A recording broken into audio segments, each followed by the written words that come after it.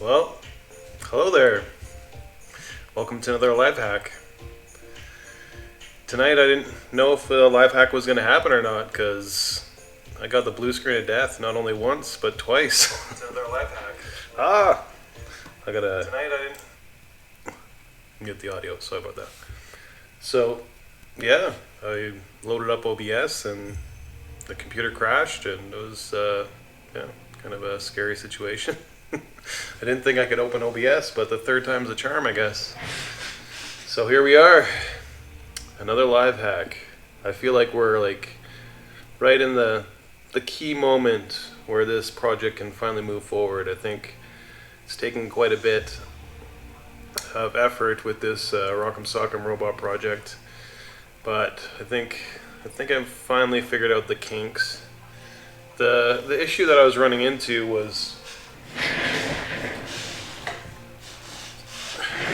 this guy in particular, this gantry in particular. So what would happen is that when it tried to move the Rock'em Sock'em robot plus the other gantry on top of it, it was just too much for it. And I think it's because of friction. This one is a little harder to move than most gantries, and so I think that I tried adding some 3-in-1 oil to it. I tried cleaning up the rails, and it still just wasn't cutting it. So I think what I decided to do is just get another one. I was like, oh, this, you know what? It probably came from an old CD drive, so who knows? It could have been pretty worn out over the years, and there's some friction happening here on the linear bearings. So I don't know if you can see those, but if I aim it correctly, right in there, there's linear bearings that slide along the rails. I think maybe they're scratched up over time and stuff, but it's not. Doesn't seem to be going well. Or else there's a plastic spring assembly here that locks into the worm gear. That could also be slipping as well, because the plastic could be worn out a little bit. Or it's just the motor. Could be just like the motor's getting old. I did try a higher voltage. I put up to 18 volts to the stepper. It didn't like 18 volts, but I tried 16 and 15 and it went faster and a little bit stronger, but just not enough to make the Rock'em Sock'em robot, the Blue Bomber specifically, to move around. So we're just gonna trade this out, and I got another one ready to go. So we're gonna use that one and see how it works. We're gonna hook it up to the Blue Bomber today. That's this right here. I can kind of show you that it is indeed working. This one's pretty strong. So we're gonna hook that up to the Blue Bomber and see if it moves the bomber around. I'll probably need a few bins to set everything on like I did last week, and I'll make that happen. So this week's gonna be some more hardware. Once the Blue Bomber is figured out and mounted and everything's good to go, then it's time for the red rocker to get the same treatment. So we're gonna get another XY gantry going for him, and hopefully we don't run into the issues we did with the first guy. I hope it goes well. It should go fast because I've kind of figured out my system on how I want to mount all this stuff, and yeah, so it should be a little quicker, that's for sure. If you guys have any questions, yeah, definitely jump in the chat. I'll try to check out the chat every once in a while. Good to see you, Nomad. Thanks for joining. Yeah, I'll probably have I think a couple friends will jump in the live stream this week. We'll see if they want to chat too. But this is live stream number 25, the big 25. Oh, I guess for you, there you go. Everything's mirrored. So yeah, we're a quarter of a way to 100. I didn't really anticipate getting this far, but we're on a roll. We'll just keep on going. We'll see how this goes. I'm definitely building a lot of projects I've always wanted to build, and that's definitely pretty rewarding. I'd never really like set aside the time like this to do this kind of thing, but with Cynthium, it's kind of allowed me to do that, and I'm pretty grateful. And yeah, building projects I've always kind of put on the back burner and wanted to do one day, or just like started and never finished. And so now is the time to make it happen. So that's what we're gonna do tonight. Let's make this Rock'em Sock'em robot hack work and make it happen. All right, that's my intro. Now it's time to get at the action. All right, let's do this.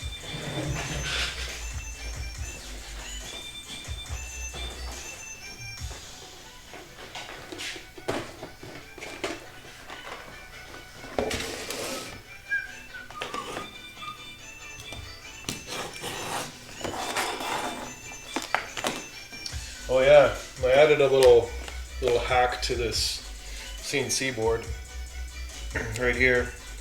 I put a barrel jack and soldered 2 leads to it, and then stuck it into this terminal connector, so I could just easily pop in and out AC to DC voltage supplies, like wall warts, I should say, I guess.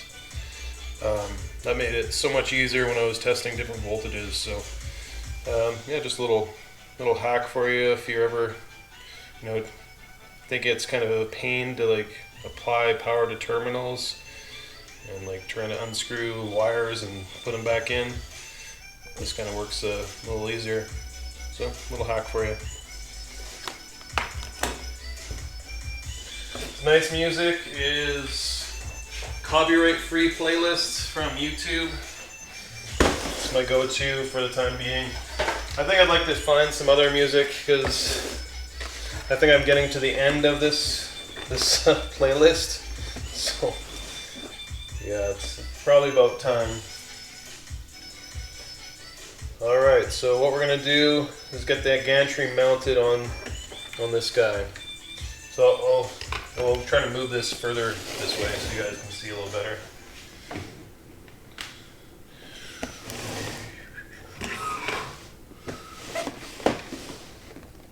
Maybe we'll see if I can position this a little bit higher. See what's going on here. All right, I'm gonna get perfect. This different gantry still has a good amount of spacing that matches these guys here, so that's perfect. So we'll tie that in with a screwdriver, do some hot gluing, see if this works.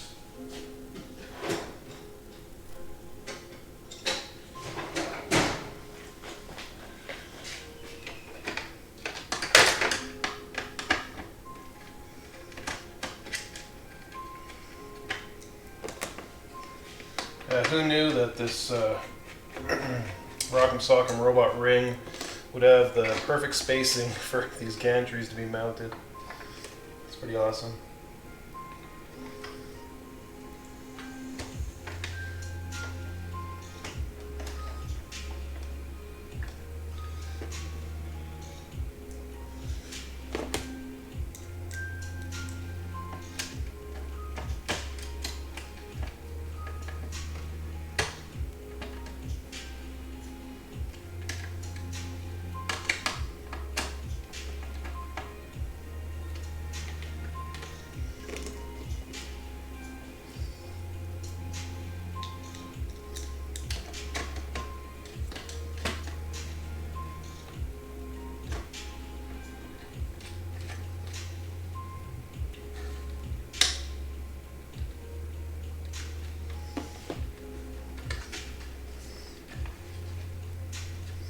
Okay, let's look at the clearance.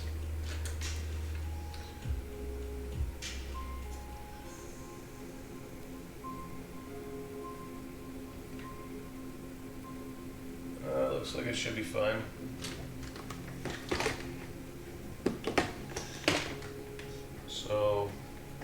do is hot glue this guy.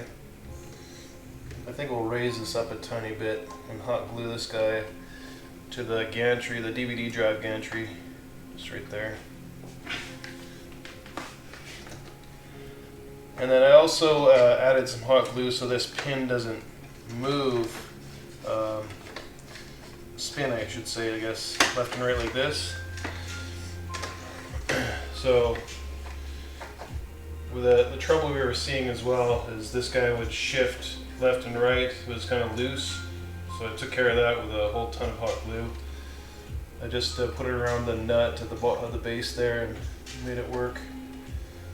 So hopefully this doesn't spin anymore. I guess I should line it up.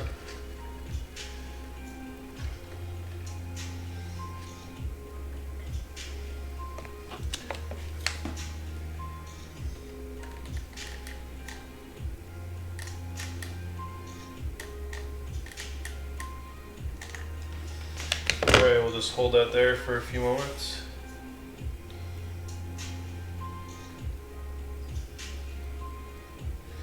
Anybody have any stories this week or anything cool that happened? On the forum, I thought it was pretty awesome to see that HAL robot pop up. I was so impressed with that thing. That's definitely a game changer. It's just amazing to see how Easy Builder can control some large-scale robots that way. That HAL robot is definitely on the same level as like the B9 robots that some of the guys in our former building are in moves as well. And I thought, yeah, it's a great addition to larger scale robots. Alright, this is almost solidified. I am kind of worried about this because I tilted it up a little bit. I'm wondering if this will kind of bottom out. We'll see how it goes.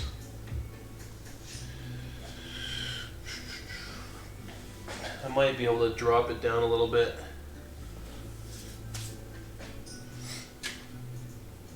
I think we do have enough clearance to drop it a little. I'll just use probably a heat gun and drop it down. But for now, let's give this a test. Curious to see if everything will work out now that we changed the gantry. So we'll plug our stepper motors, the 4 wires from the stepper, onto the driver board here. It's preloaded with just like some simple demo code.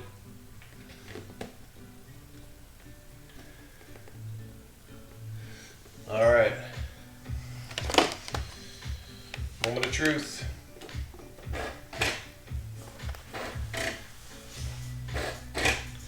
Looks like we're stuck somewhere. There we go. Really, we should be testing it the other way, like so, because that's the way it's going to be really positioned.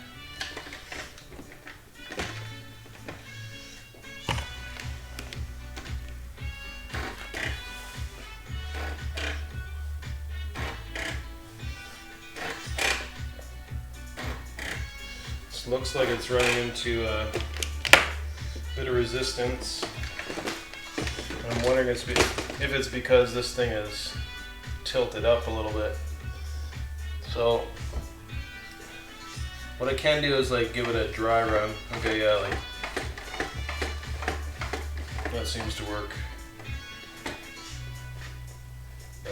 There's clearance there for both ways. Okay, so let's drop that down a little bit, see if that's just binding up because it's at a slight angle, and we'll see where that gets us. I'm just going to disconnect this for a moment. Go over here to where the heat gun is at. Oh. Okay. There, I'll switch the view for you guys.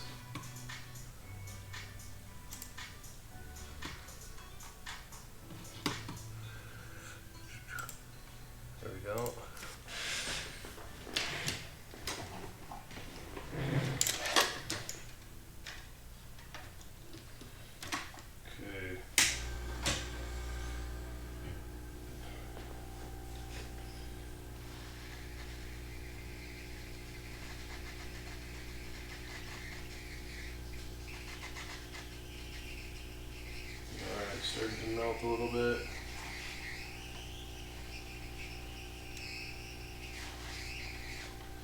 There we go. Just gotta kind of hold it there.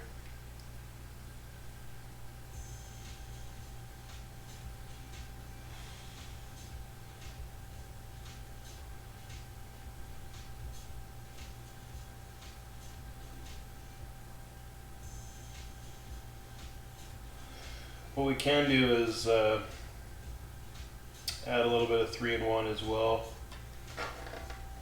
to maybe the top of the platform so that there's less friction. See if that helps as well. And we can up the voltage as well, see how it goes.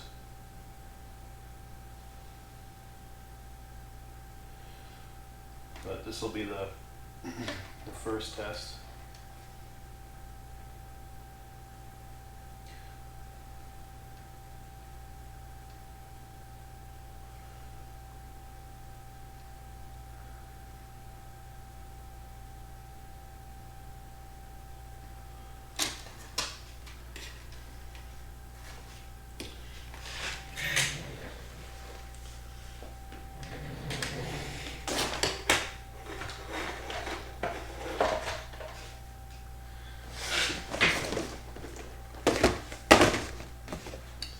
Get these out here for now. Switch back to our other view here.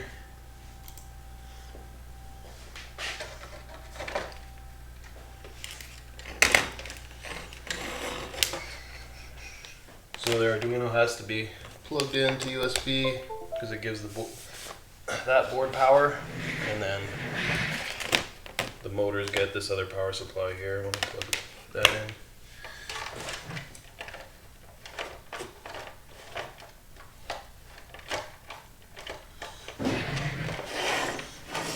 Okay.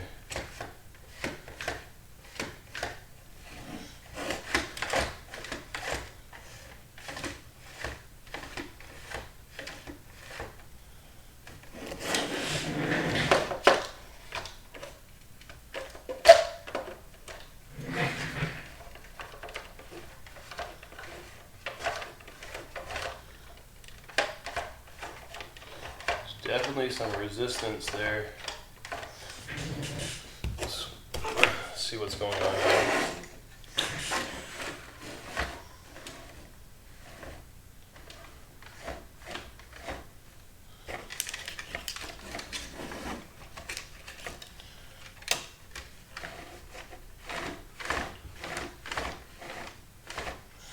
Now once it's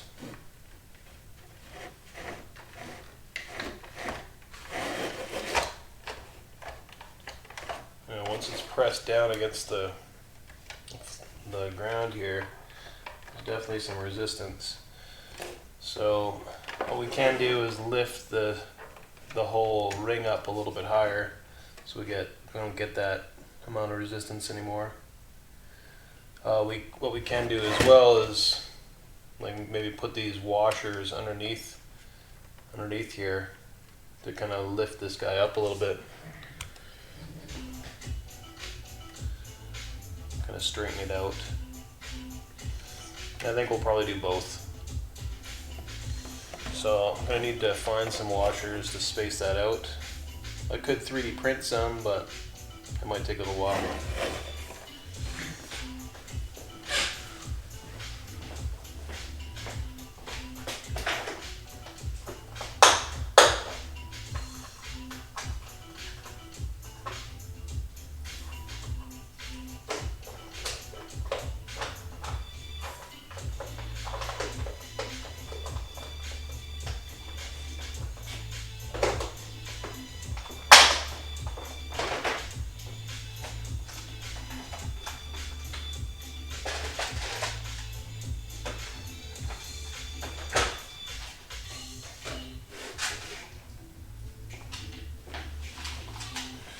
See what we got for washers.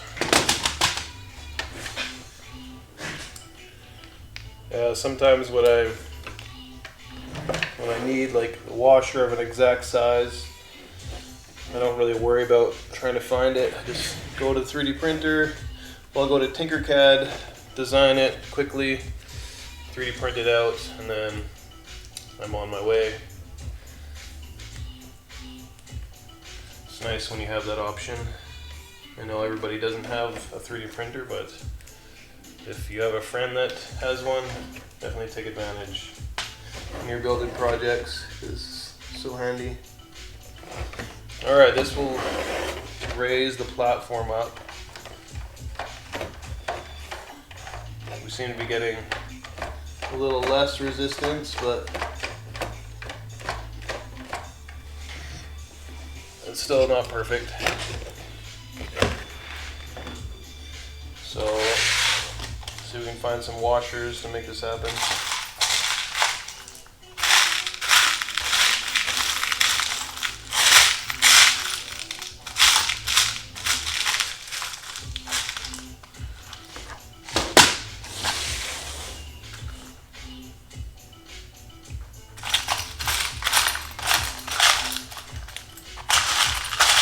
Well, technically you can really make washers out of almost anything. If you have like a piece of wood or acrylic or something, you can,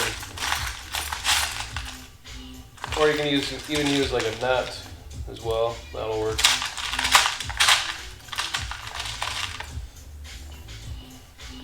You can just like drill holes in your acrylic or your wood, and then use a Dremel tool to cut away. Maybe make the washer a little square or something. That would work. Yeah, it doesn't look like I have any washers to make this happen. So we may have to end up 3D printing some. So I'll show you how to do that. Let's do that. I'll be right back. I'm just gonna grab an SD card from the printer. Turn it on.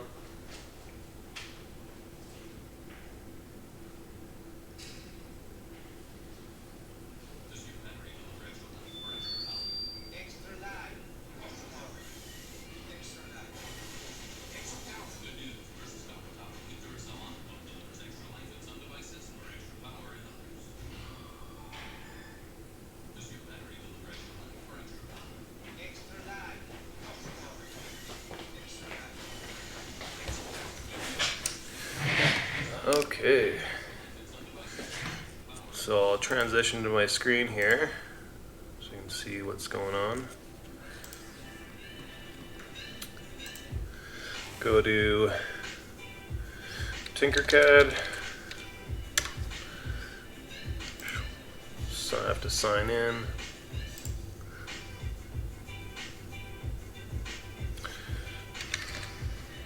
Oops.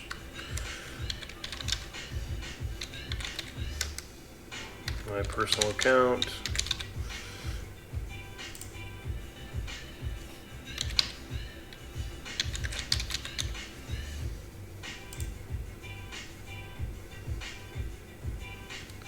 I got tons of weird stuff in my designs that I've been doing, like skateboard tools and a wax mold. This one is the laundry folding robot bracket.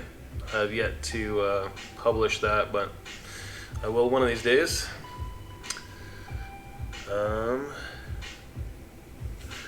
So let's create a new design.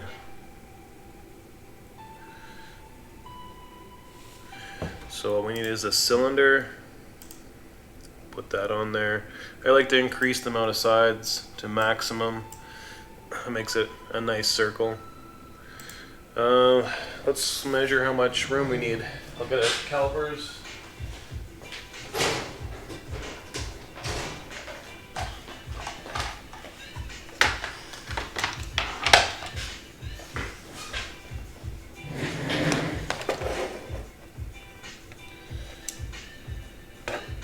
Well, it's going to be a little tricky to figure out how much.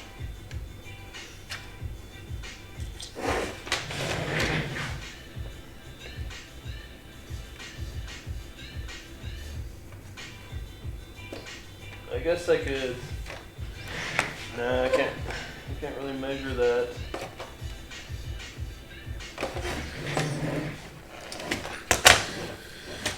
Well, I'll try doing this. Let's get a ruler.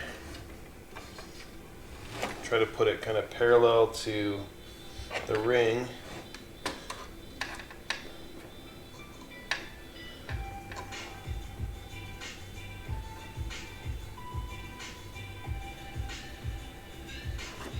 Okay.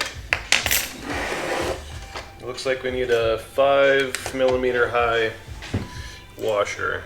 So change that height.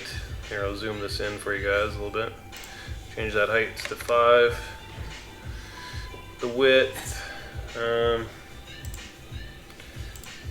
2 centimeters is probably a pretty large width. We don't need it that big. It only needs to be like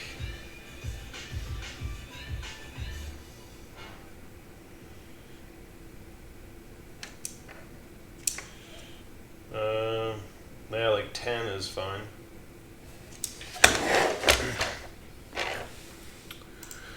So what we can do here is just change this to 10, enter, 10, enter. Okay, and then we're gonna have to measure the outer diameter of this screw so it can fit through a hole.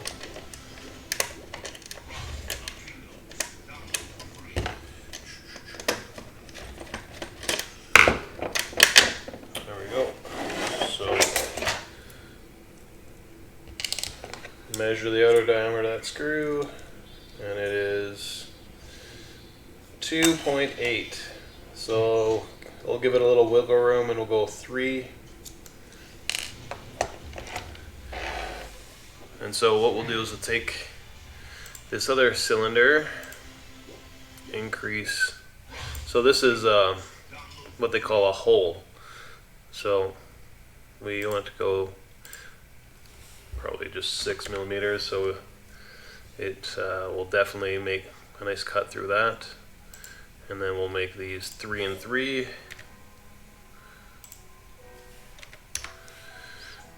And it is a little tricky to line these up perfectly, so I just use the alignment tool, which makes things much easier. So you select both objects, go up to here, I believe, no, align, there we go. And then you just select the center one and the center one here. And boom, it's all in the right place here. And then we need to combine these two to actually get the hole cut in the solid object. So usually I just hit Control A to select everything, and then go group right up here. And there we go, we have our washer. One thing I hadn't thought about though is that these screws probably won't be able to go that deep, so we're gonna have to find a longer screw to make that happen. So we'll see what we have in our little junk drawer here, but I guess I could find those while these washers are printing. We may have found one already. I think we have some actually from old Easy Robot stock that I should be able to figure out and find. But we'll do that after we get this stuff printing. So next step on this,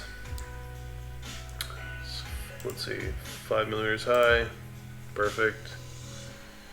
Next we'll export it. So we're going to export it as an STL because that's what 3D printers want. Oh yeah, it's such a weird name. Let's go.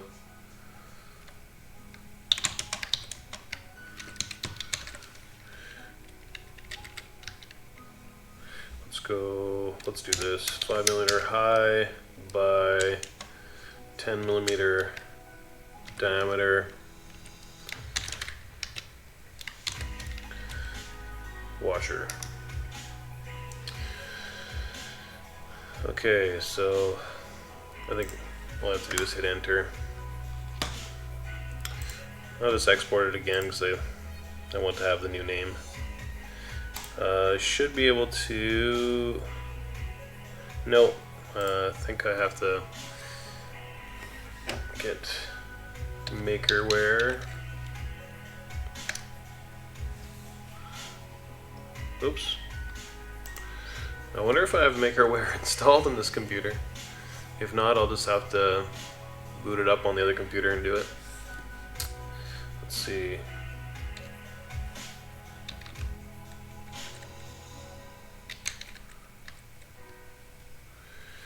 No, looks like I don't have it on here. So, nice thing is that this is in the cloud, so I just need to sign in on the other computer and make this happen. So, give me a moment, I will be back. I just need to start that print, and we'll go from there.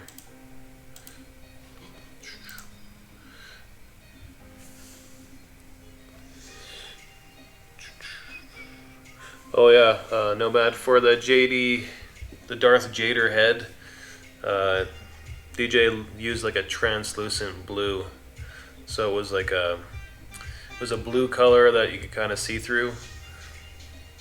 Yeah.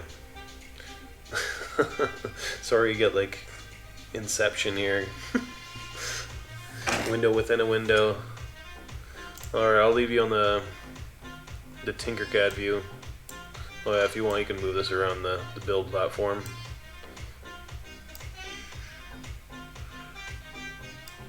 Okay, I'll be right back in a jiffy. Give me about 2 minutes.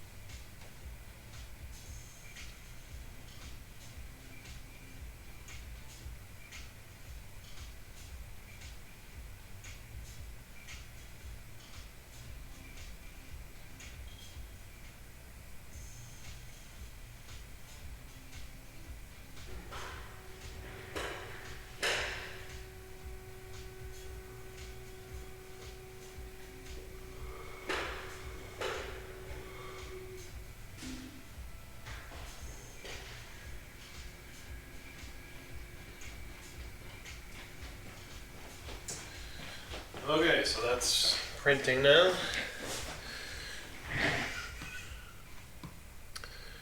let's transition the view over to our hardware view here.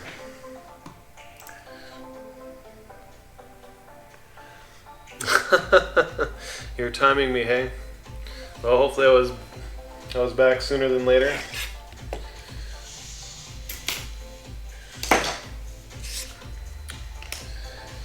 Okay. I think I'll have to check in on the 3D printer in a little bit here.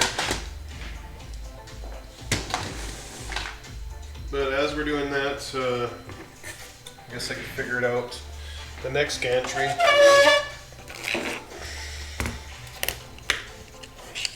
Oh yeah, and those screws. Okay, we'll have to do some comparison here.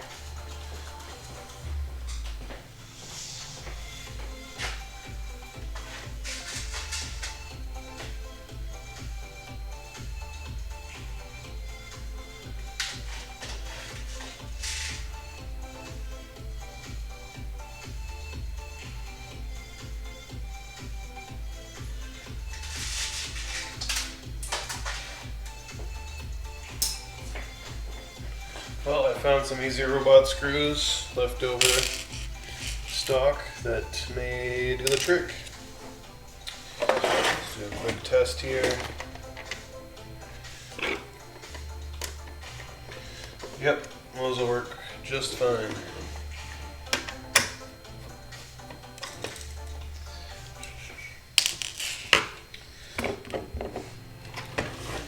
Okay, I'm just going to check the 3D printer here. It's almost warmed up. It hasn't printed in a while, so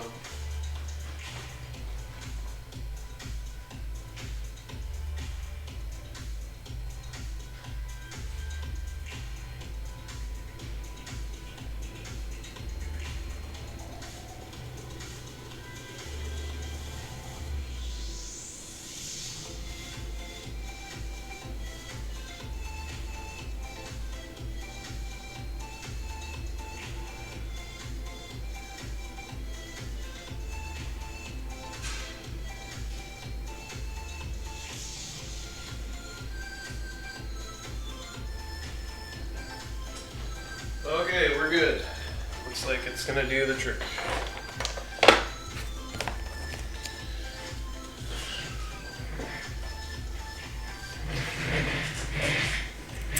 Okay, to prepare this next gantry, we're gonna have to get a hole drilled into this.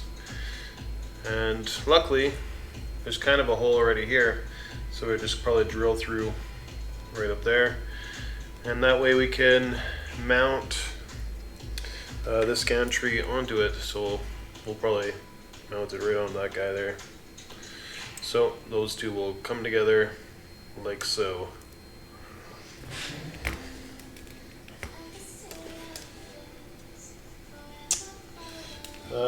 We also have this hole here that actually is kind of appealing.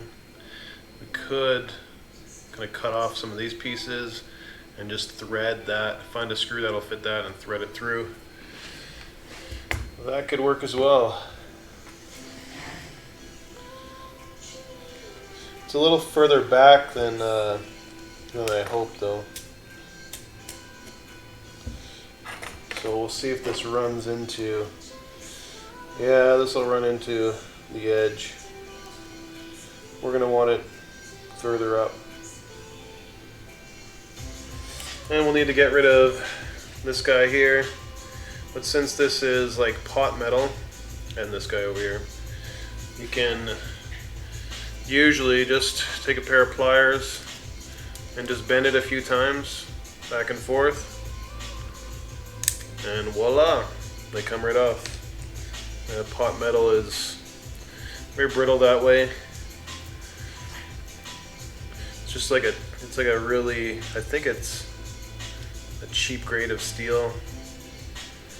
I don't know exactly. Maybe it's tin, I think. There we go. Easy enough. Hey Will, thanks for joining. So we're just working on the Blue Bomber, trying to get his XY gantry right. I'm 3D printing out some washers so I can get it mounted properly. right now it's at quite a bit of an angle, so I want to get those washers to make that a little more even. And we're also working on the next gantry system for the red rocket. Does it? Yeah, red rocket. Okay. So I'll need to get rid of some of these little. We still have some glass lenses trapped in here. I don't know if you can see those, but I have something to point it out. Right up in here. So we're gonna pull those out before we start drilling. Usually, yeah, I'll probably put some safety glasses on so I don't get glass shards in my eye, but usually I just use pliers and wiggle them out. They're epoxied in.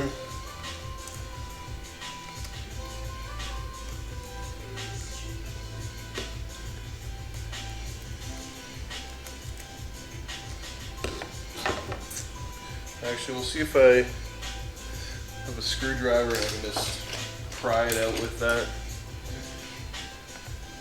We don't want to use the drill bit with glass because that's not going to work. Kind of shattered getting it out of here. Sucky. Alright, let's get all the glass bits and put in the garbage.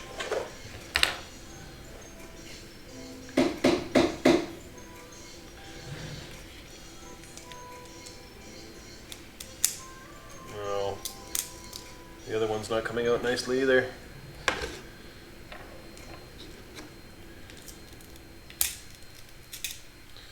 Well, I'm glad I'm using safety glasses because that glass was kind of like spraying everywhere.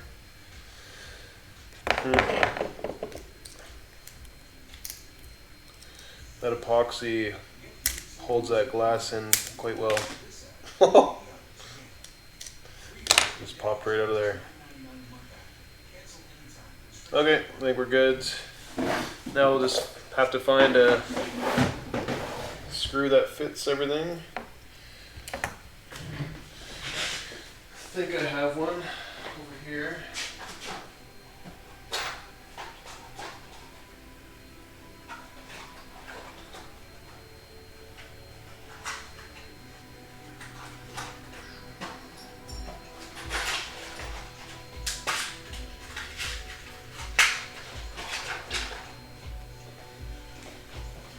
So a 1032 by I think 1 inch, or maybe less than that screw.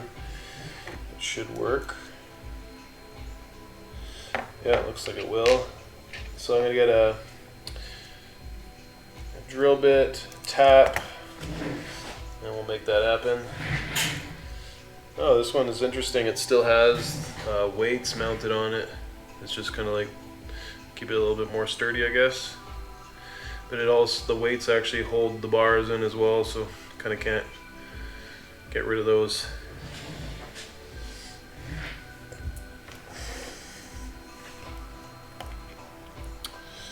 All right.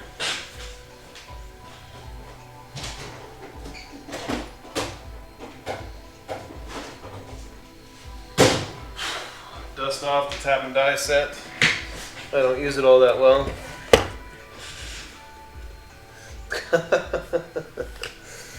Yeah, that glass piece, that glass lens shot out so far. It probably got close to you guys on the other side of the screen.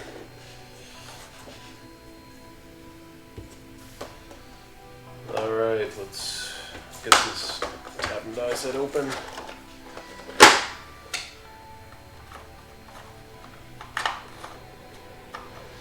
.1032. There we go. Put this guy aside for now.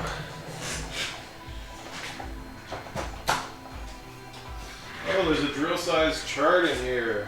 Perfect.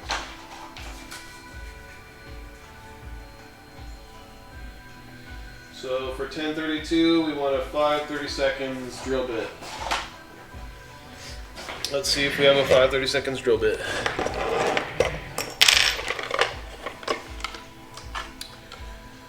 It looks like we do. Here we go. 30 seconds.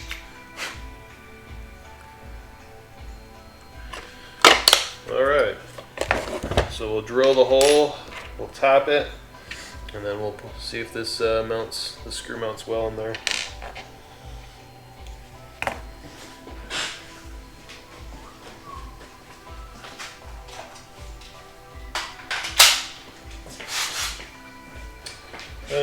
Just in case, yeah, let's put the safety glasses back on. I know it's a pain, but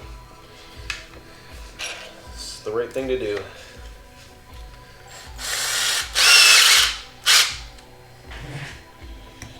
Alright, let's make it happen.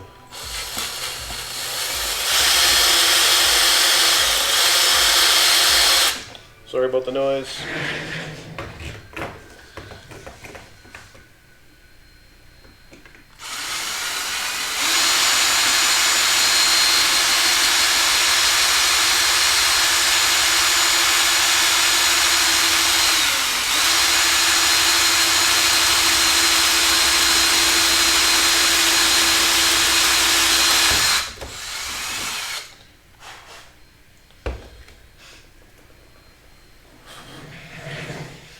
There we go. Got our hole drilled in there.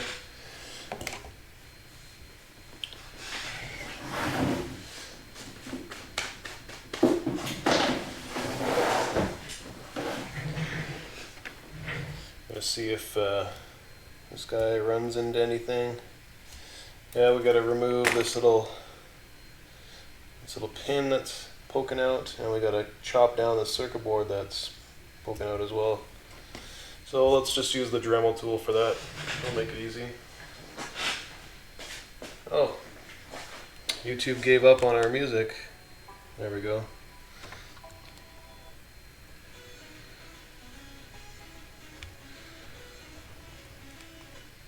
Oop.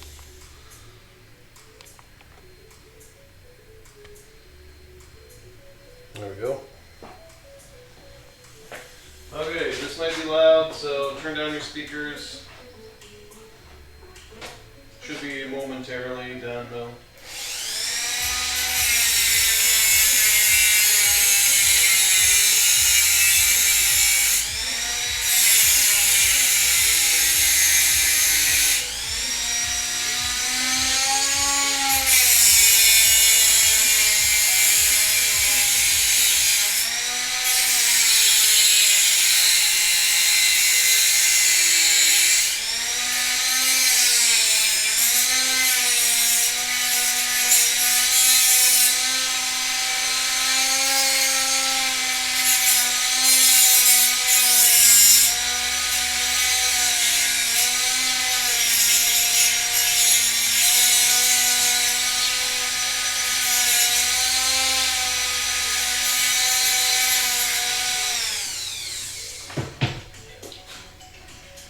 There we go. That's done. Now let's cut some threads.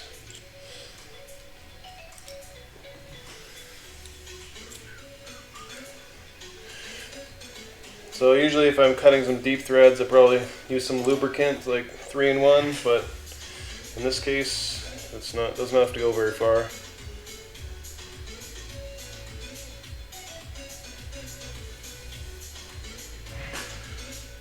Try to be as steady as possible.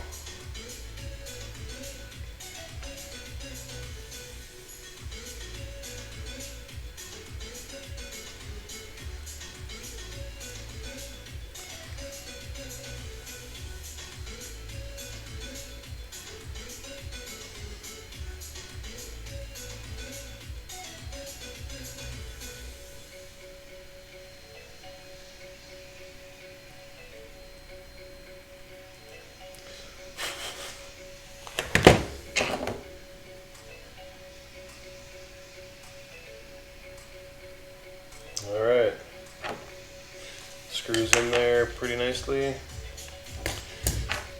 This is a Robertson flathead combination, so should probably grab one of those. It's going in there a little bit crooked, so I'll have to adjust that.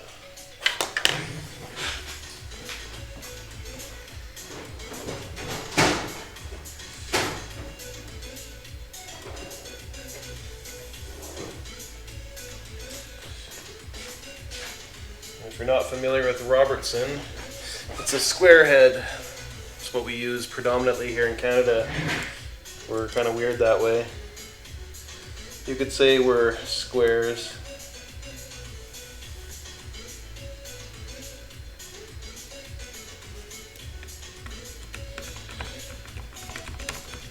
Alright, we'll see how far we can bring this down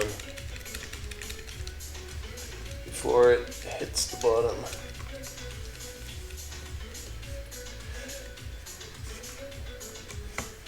That should be okay. I might put a washer on it just in case.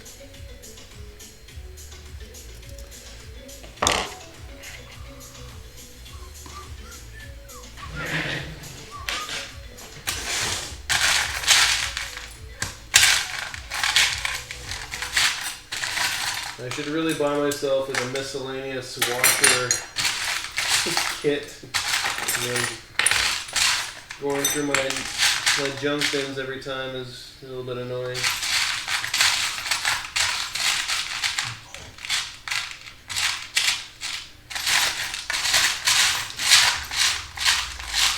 I'm sure Amazon has something handy.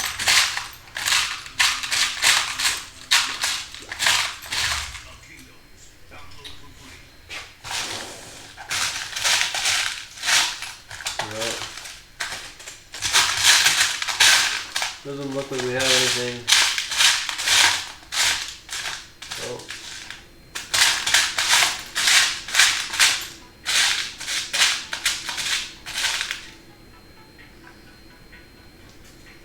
I guess this could work. That'll work.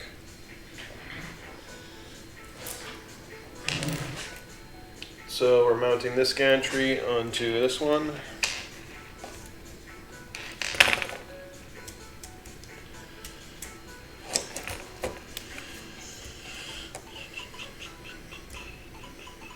Oh, looks like we need a bit of a spacer actually.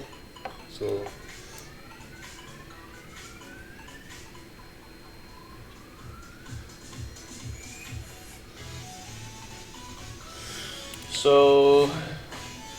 I think we'll just use one of our spacers that we're printing. I think they're almost done.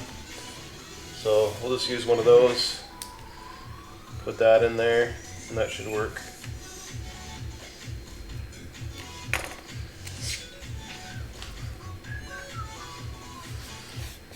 Alright, let's go check on the 3D print. Sorry I can't take you with me.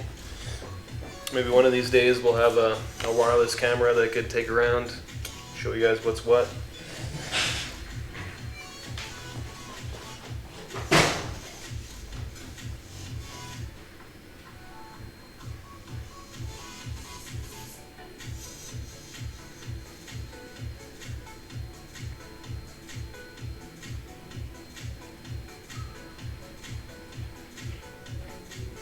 It's at 99%, so just about done.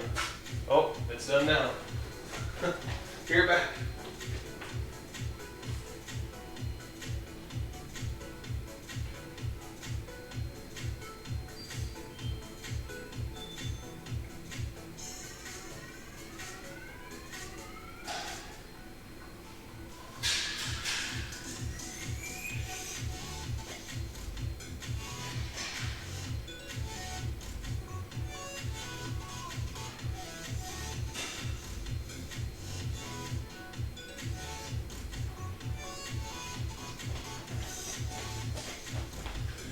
Alright, here we go. We have our washers.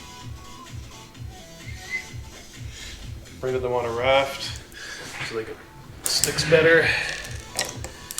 Printed a few extras because you never know when you're going to break one or need modify one or whatever. So got a bunch. I think I'll need to modify one actually for this 1032 screw here.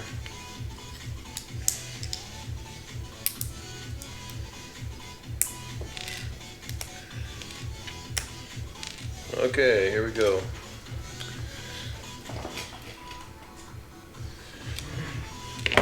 So we'll need a drill bit one size bigger than that.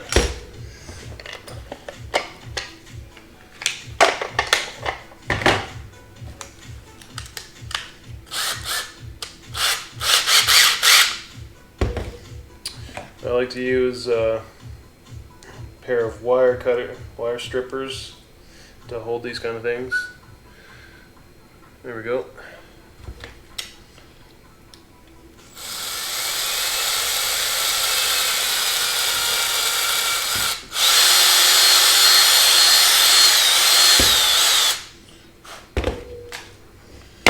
Okay, let's see if that works. Oh. I could ream that out a little bit more so it's easier for that screw to go through. When I ream it out, I just use the drill in like a circle pattern on each side.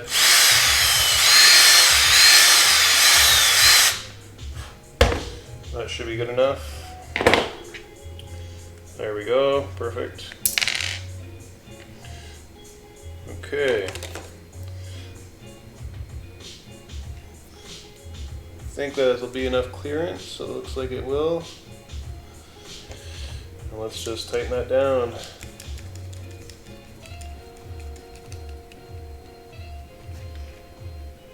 We'll probably reinforce this with a bit of hot glue because that's the way I roll.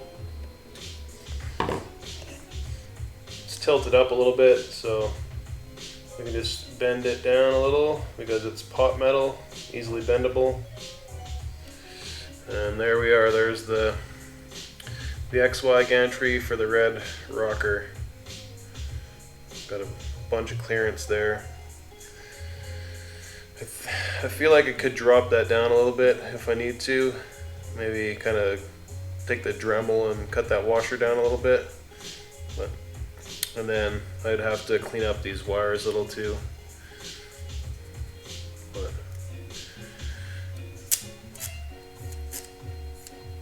I think that will do the trick for the time being. All right, let's get back to the Blue Bomber.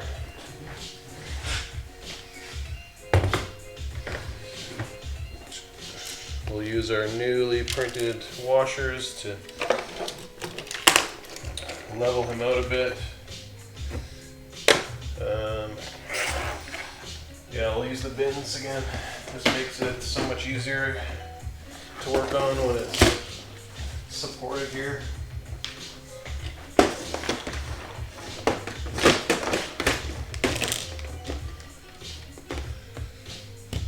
Okay.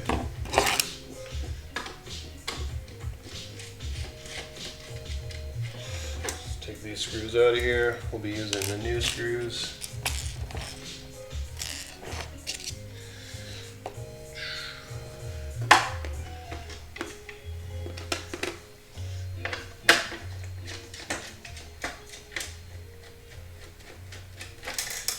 Here, I'll move this entire assembly your way a little bit.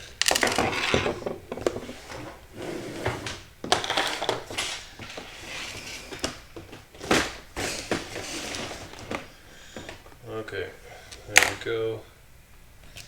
Well, yeah, I guess I should check to see if these screws fit through. Oh, I made it a little bit too tight. I should have put more clearance. But fret not, we will use the drill to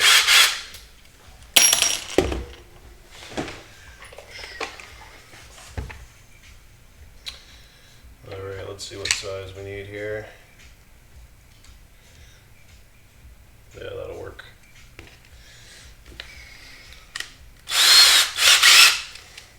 Sorry about the noise, hopefully that's not too loud on the microphone. This should be quick.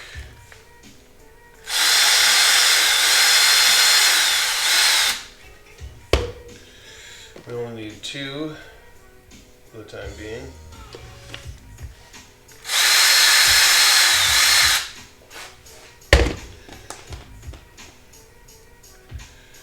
There we go, screw passes through. It's actually still a tiny bit tight, but let's just do this.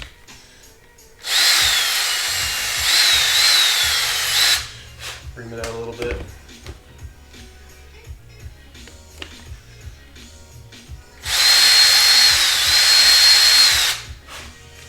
Instead of using a drill bit, we could actually cheat and use a Dremel bit stuck, because this is basically, you know, a Dremel tool in itself, these drills. So you can actually put Dremel bits in here, and you can do vice versa, put drill bits in a Dremel tool, as long as they're small enough, I guess. Okay, let's make this happen.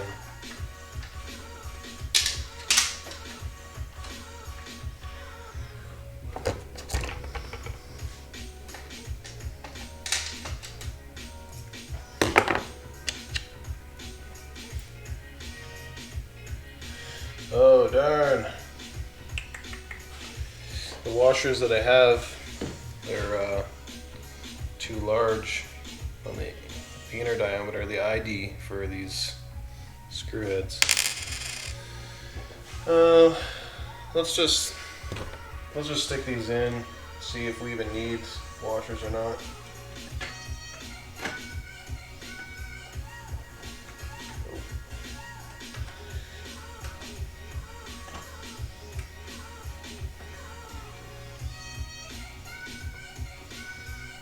Yeah, I feel like we are going to need them.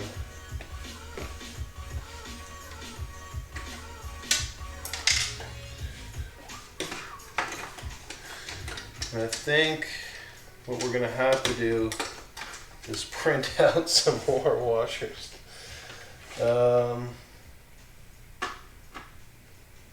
Or we just cut these existing ones that we have into thin layers. We could do that. So 3D prints go layer by layer, right? They have, you know, like, I don't know, this one has about 20 layers here. I can actually just fit the X-Acto knife between the layers and should be able to separate them. Definitely with my fingers well away from the business end. But while we're here, let's drill out the center.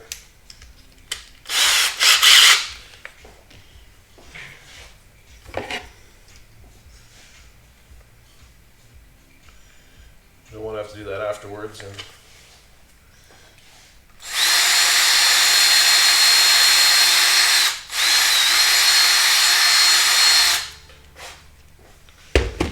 Okay. Here, I'll transition the view so you can see what I'm doing.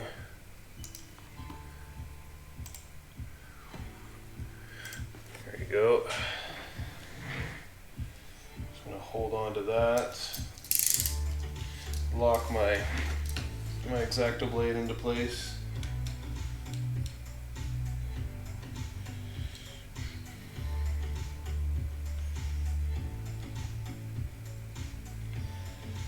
It helps if your X-Acto blade is a little sharp.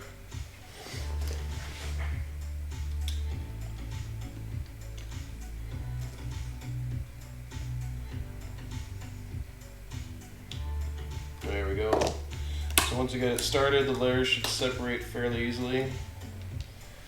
And you see I have infill happening here, so I'm gonna only be able to cut the top and the bottom off to get a couple washers. That's where the kind of the solid piece is.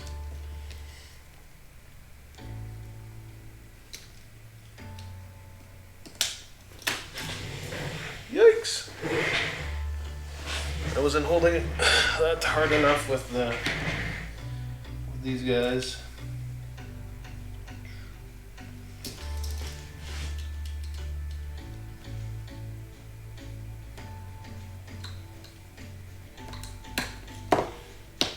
There we go. We have 2 flat washers. All right, let's go back to where we were here. So we're gonna pass these guys through the head of that, and there we go. And then the spacer in.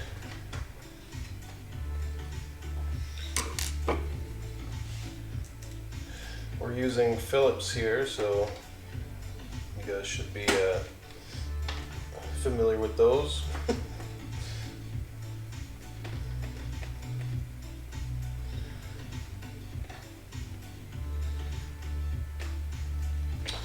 Well, this is looking a fair bit taller than I was expecting.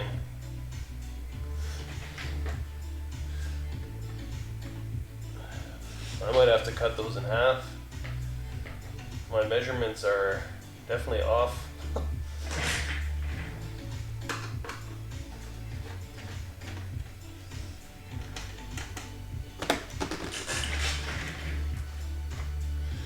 It's a nice thing about printing things too big. You can always trim them down.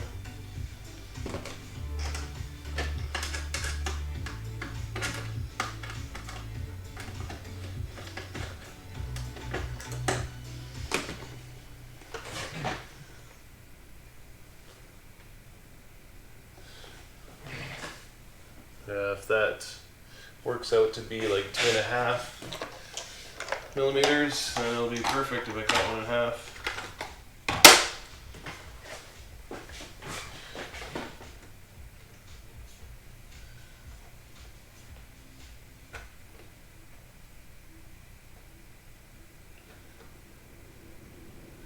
It's about 3 millimeters actually.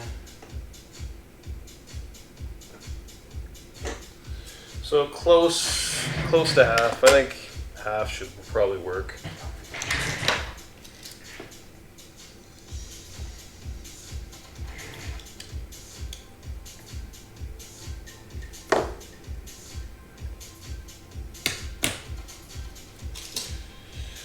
Sorry that was off screen, but you guys got the gist. I was just cutting a washer.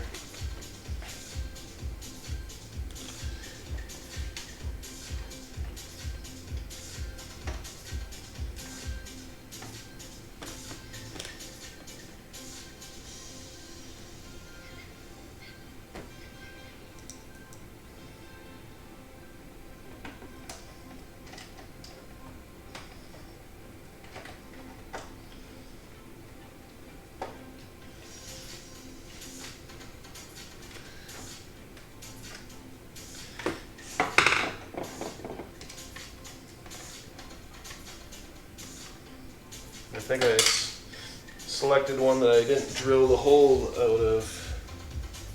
So let's do that now. Oops.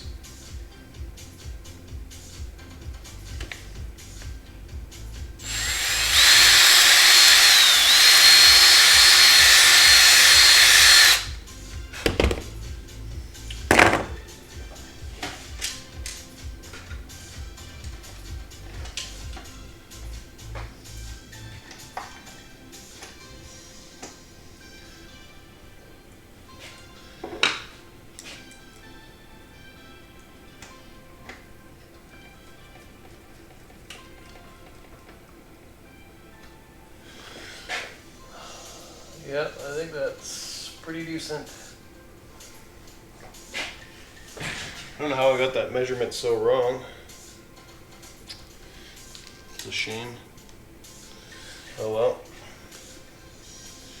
Alright, this is the 2 millimeter one, or there we go, 2.5 millimeter one. Gotta drill the hole through that one too.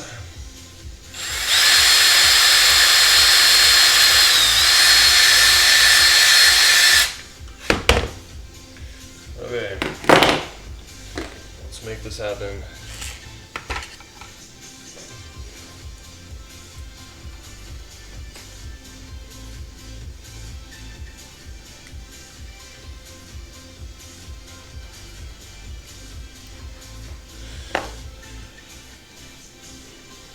Overall, I enjoy this this YouTube mix.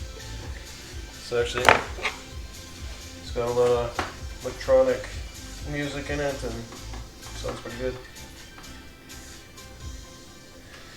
Okay, after all that, now it's time to test again. See if it works out nicely.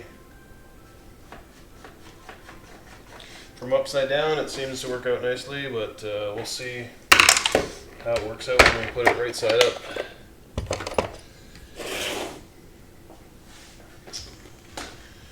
Okay, move this stuff out of the way.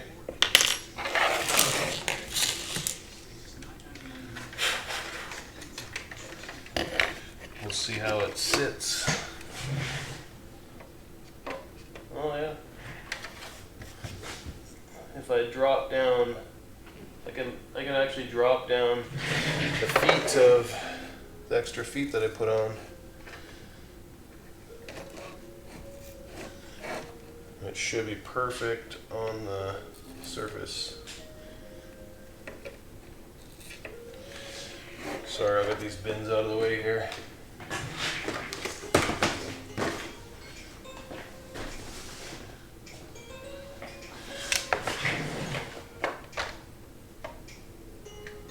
Yeah, that's pretty good.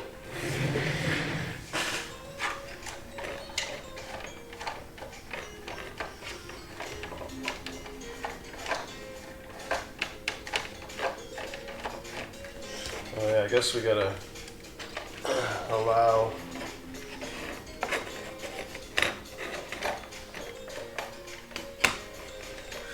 what we'll do is we'll stick these wires through here so they're not binding or anything.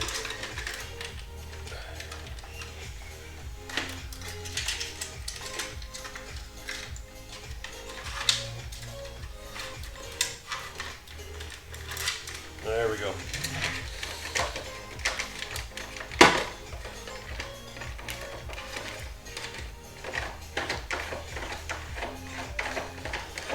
Feels like it should work out.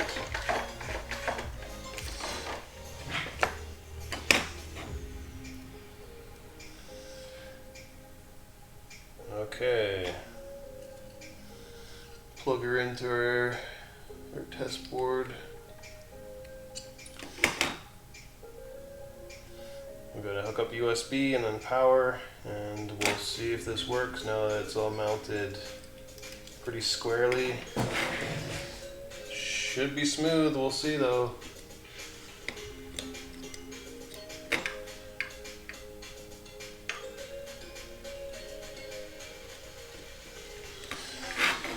Okay, USB.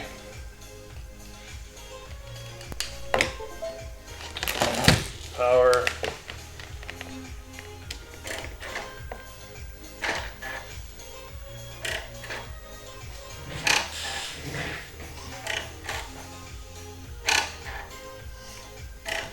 Alright, let's start it off like its beginning pose. So that it seemed like once we started it off down here, it actually did go to where we needed it to go. Yeah, it's definitely moving. We will need limit switches. It's hitting the limits right now, but once we start it at like this position here, then it's fine. It is twisting a tiny bit. Well, yeah, more than a tiny bit actually. So we'll have to figure out that.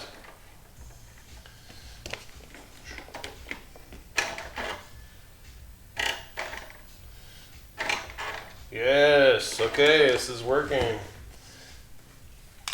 Yeah, the limit switches will allow us to kind of calibrate and see where our home position is with this guy. I got, so at my previous, well, I guess a couple employers back, we swapped out limit switches on every preventative maintenance that we did on oil field downhole tools. So I was able to keep a ton of just limit switches had been used for, you know, a few weeks. They're just something that would fail under heat quite often because it's a mechanical connection, but but most of them were fine. We just did it as a preventative measure. When you're working with multi-million-dollar jobs and what they call tools, downhole tools that are pretty expensive, they like to switch out these things that can fail pretty often, so you're always having fresh limit switches inside them. But yeah, as a result, I got quite a few free limit switches over time. So we'll use these to calibrate the home position. Once we have everything mounted, we'll need yeah, probably 4. We'll see how it goes. We'll have the stepper motor kind of bring it all the way back until it hits the limit switch for home on both axes, the X and the Y. And then yeah, and then it will be able to tell like how far it can go forward or sideways. X and Y, I guess. So this board will likely be mounted probably in this section here. I think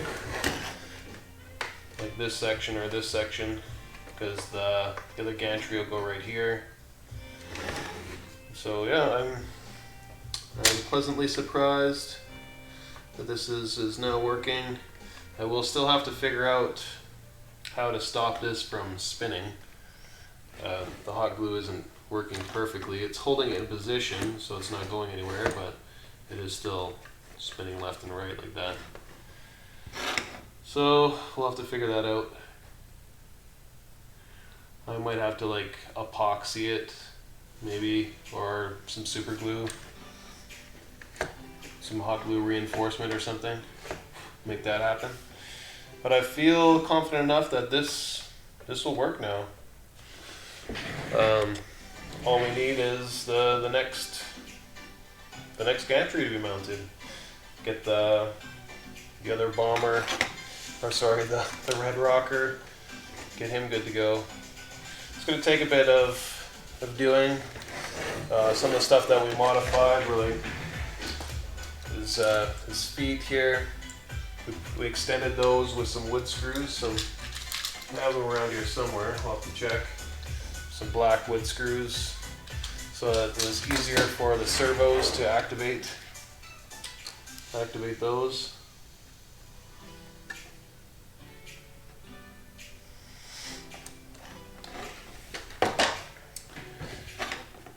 And we also modified the black acrylic plate. Well, here we go. Luckily I got a baggie of all this stuff. Here's the servos that we need. Acrylic plate. And his stand. And then the XY gantry. Right here.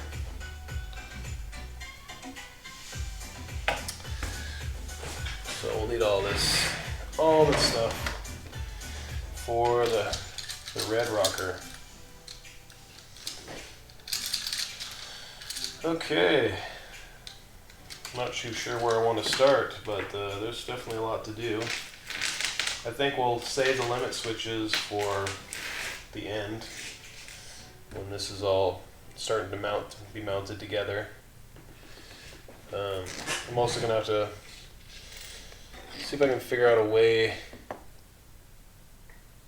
Yeah, I think what I'll do is like have one power system, plug it into here. I should be able to just go to the V in and power the Arduino, because it has an onboard 5-volt regulator. So if I go from the power in from here to the Arduino, it should work out. And then after we have that all mounted and this all working and tested with the Arduino, then we want to have easy builder control. So what we can do is we can hook the Arduino. I guess we could go direct to the Arduino, make it an EZB Arduino, and go from USB to the computer, and it'll talk serially to the Arduino. But then we lose some of the code, I guess, for the stepper driving. My initial thoughts were to take an EZB or an IoTiny and send serial commands from the IoTiny to the Arduino, and then the Arduino would react accordingly.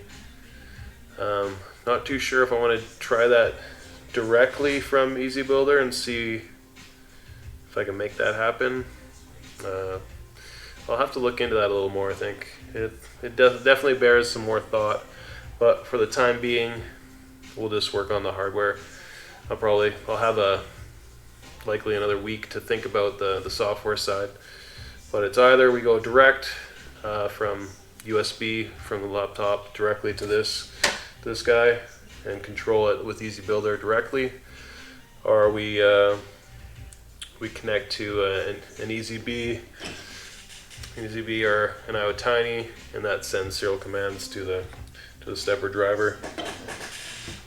I think that's the way it's going to work, just because so I can separate the code base, where it's like the Arduino stepper driving code is its own thing, and it receives commands, serial commands that can make it, move X, Y, whatever direction we need.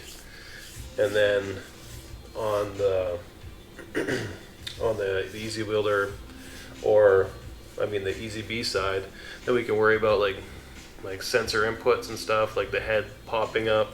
We can attach that to the EZB, and oh yeah, we have to drive the servos as well. So I don't think we have enough. We definitely don't have enough outputs on the Arduino to do the servo driving for the punching of the arms. So we will have to use an external controller like the EZB to make that happen. So yeah, I think just talking it out, I think we're gonna definitely need the EZB to do sensory input in the servos, and then the Arduino will just be dedicated to stepper driving. Oh, nice. Yeah, I'm definitely a fan of nostalgia and retro gaming and retro robots. So yeah, this definitely appeals to me as well, and that's why I'm doing it, I guess. And it's a large challenge. I've never really done too much with steppers and XY gantries, and this is pretty interesting to me. I thought this one was definitely a score, this board. This whole assembly, 4 motor drivers, the shield, and the Arduino together on Amazon was $30 Canadian. So what is that, like $10 American US? Maybe not that low, but it's probably pretty cheap if you buy it in the US. I'm guessing less than $20, probably like 18. So that's definitely a score, and it's working fine. No issues with it. I had to add 2 little jumpers. Here, I'll bring the board closer. All right, 2 little jumpers down here to connect D13 and D12, I believe.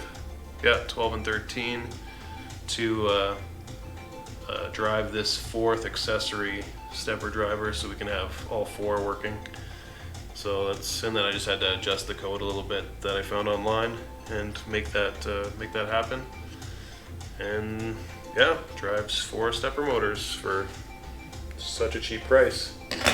I was pleasantly surprised. Let's just say that. Yeah, such a good deal. Okay, so I'm not sure where I want to start.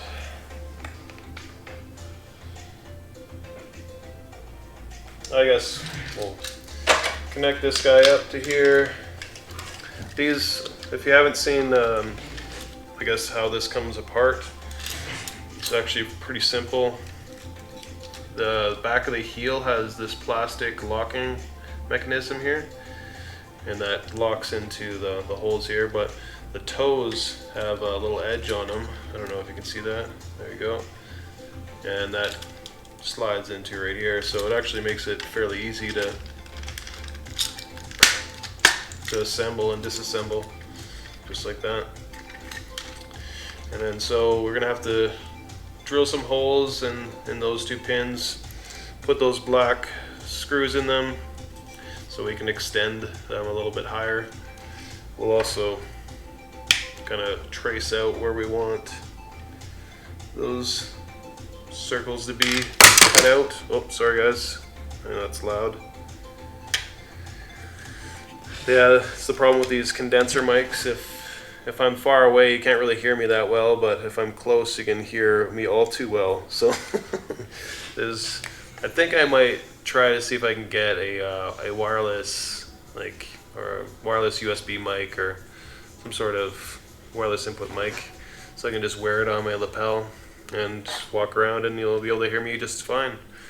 For DJ, he does a lot of tutorials, and this kind of mic is really helpful for him. But with me, I'm like the applications guy, and I'm just always moving around, doing different things. So I think a different kind of mic will be probably helpful. It only took me 25 episodes to realize that. Yeah, if you weren't here in the beginning, we're now on hack session 25. Feels like a pretty big milestone. Each hack session is like 2 to 3 hours, so dang, that's a lot of time putting into hacking, but definitely worth every minute. All right, I'm kind of excited here. These guys haven't been together on the same platform in many hours, so let's make it happen. Let's put them together. Glad we got the blue bomber figured out. Now it's time for the red rocker to make his debut.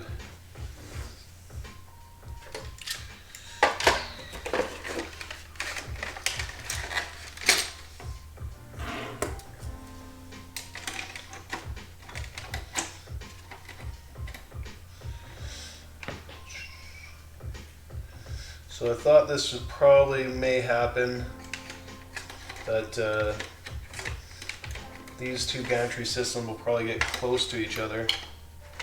We'll try to shift this one over as much as I can this way, and try to do the opposite with this guy. And I might be able to tie them together actually in the center, and they should be like pretty solid if we do that. We'll adjust that right now actually.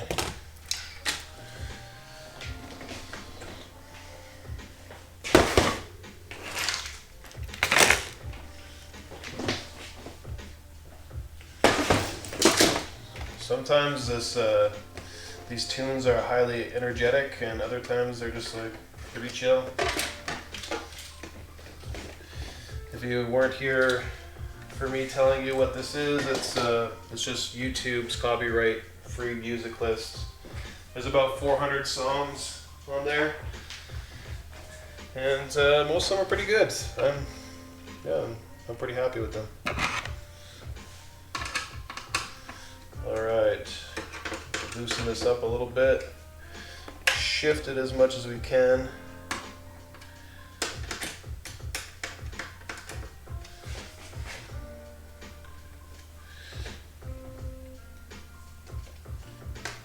I think that's going to be it.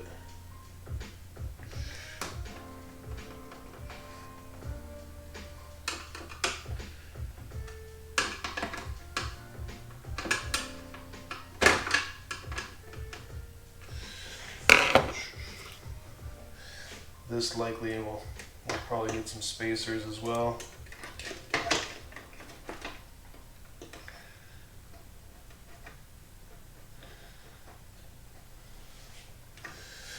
could do is angle this one a little bit towards me and angle this one a little bit away from me, and maybe they'll meet fairly closely in the middle.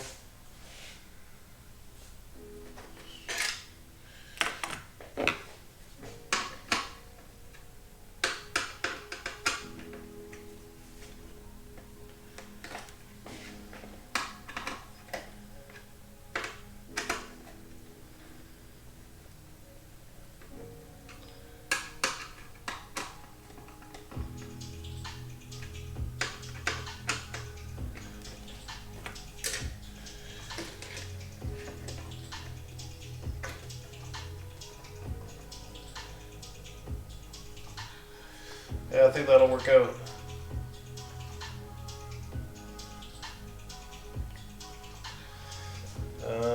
This gantry may not even need spacers. Maybe a little bit. So I think we'll cut a few more spacers off of the thick ones we made, make them a little thinner. And I think we're going to be able to kind of attach these in the middle here. Might be able to just run one screw through there and nut and a bolt. And that should be pretty solid.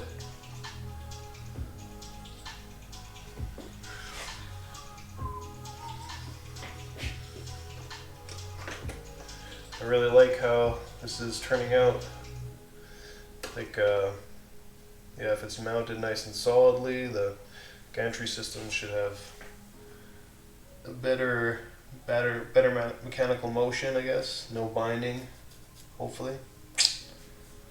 Cross your fingers. Alright, so let's do that. Let's cut some washers up, do some test mounting, and then we'll start on this guy.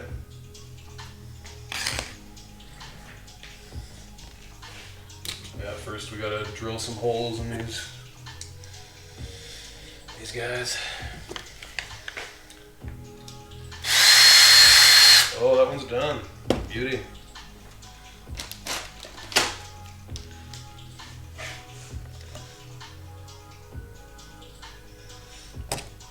Oh, I think this one's done too. Alright, sweet. Alright. We'll transition so you guys can see what's going on again.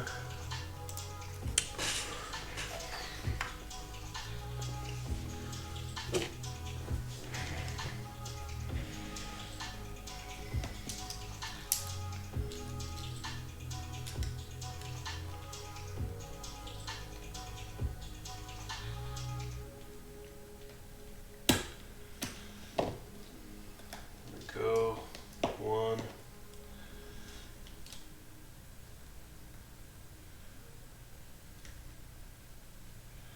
I think I'm gonna break off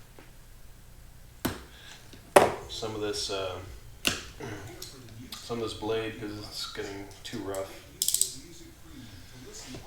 Well, these X-Acto blades, they're cut nicely, so that you can just snap them right off like that when they get dull. So handy. 2 washers, a couple more to go here.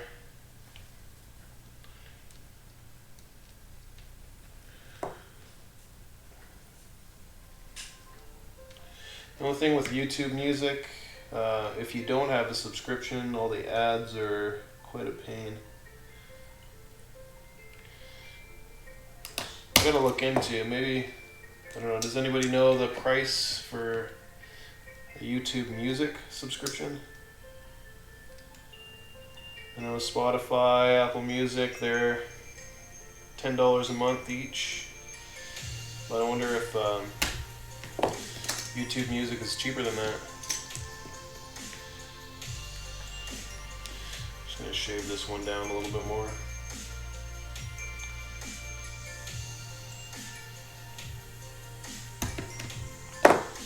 Anyone have experience with YouTube Music besides like the free stuff, but the subscription, I mean? I'm interested. Wait.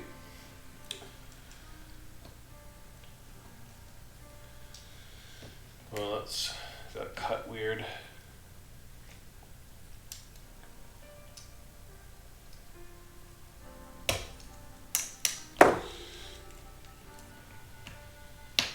There we go.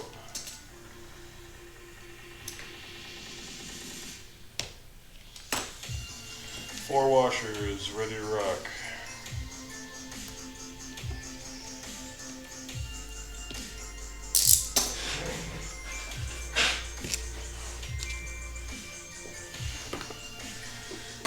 Okay, let's transition back.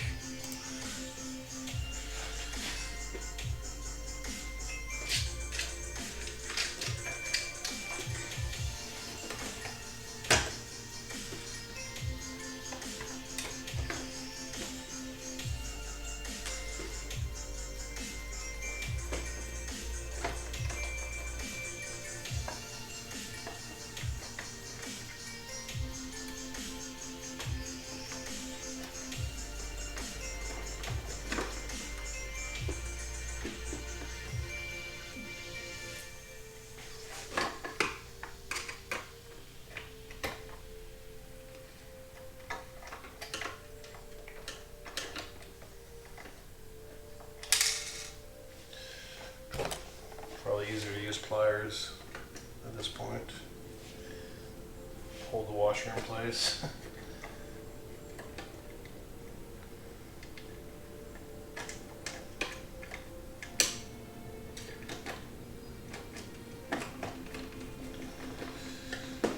Okay.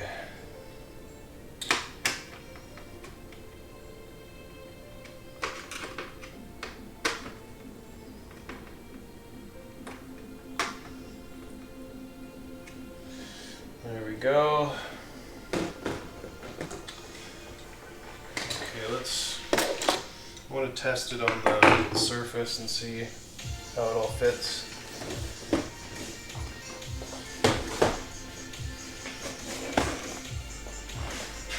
But that's looking pretty nice that it meets in the middle right there, so we can melt them together. Okay, let's look at the clearance.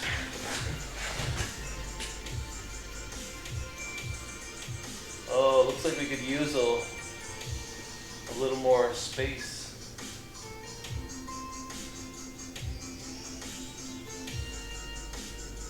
Or I have an idea. Instead of it mounting on the top there, we mount it on this side. So let's here, I should be able to just adjust that.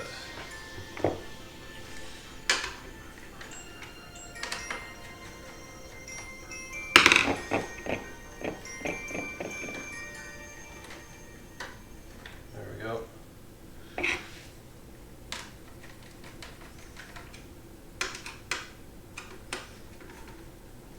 I think these might, oops. Well, doesn't matter which one I really adjusted. Yeah, that's perfect actually. It's nice and level. I just need to put added feet onto these guys here.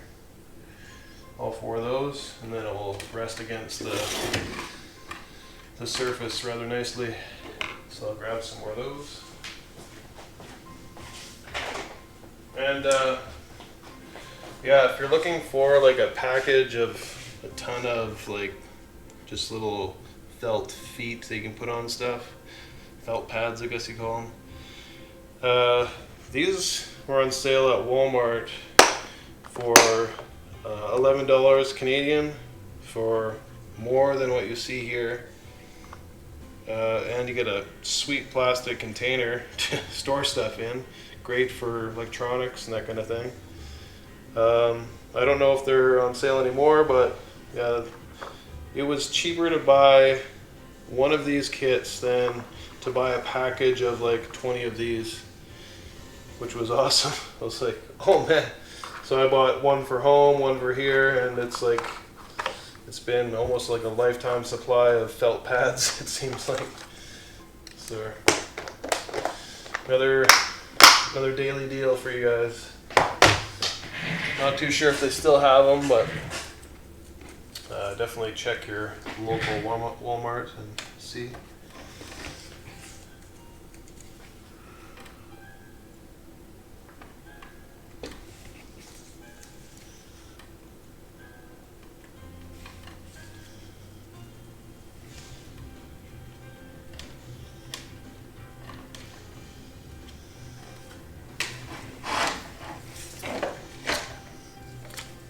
Okay.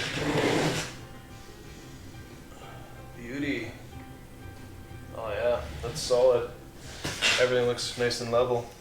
I might have to put like some feet in the corners here, because those don't seem to be supported, but this section is, that section is.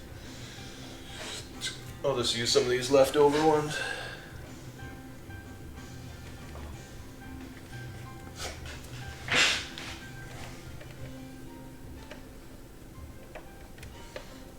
There. That's good.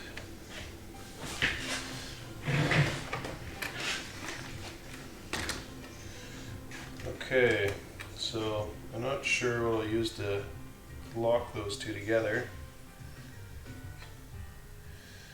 but I should be able to find something in my bag of tricks. But we won't do that right now. But I will label this one.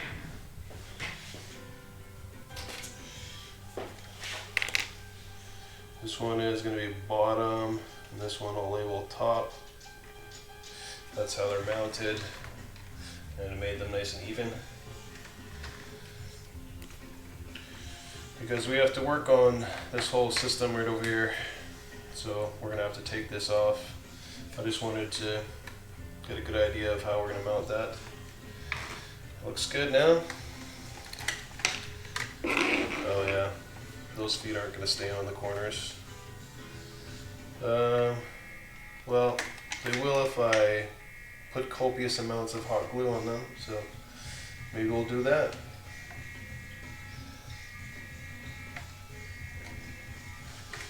I mean, we have a hot glue gun right here, so why not?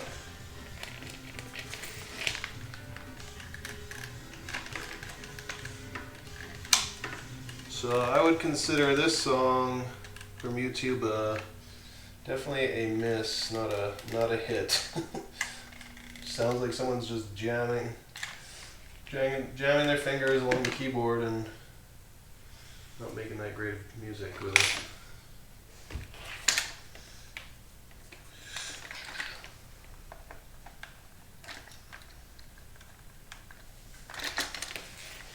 Okay, let's get this other one hot glued in.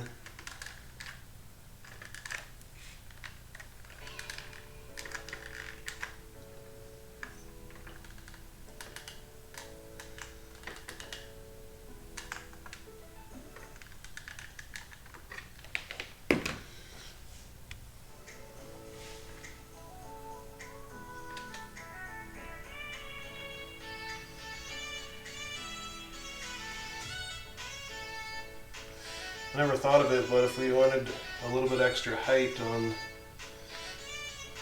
these little pads at the corner here, I could just put a little hot glue along the top and increase the height a little bit.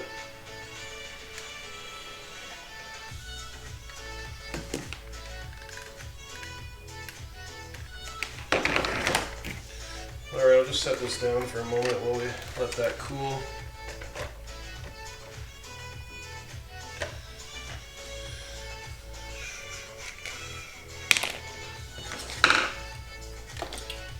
While they do that, I think I'll trace some circles on this guy.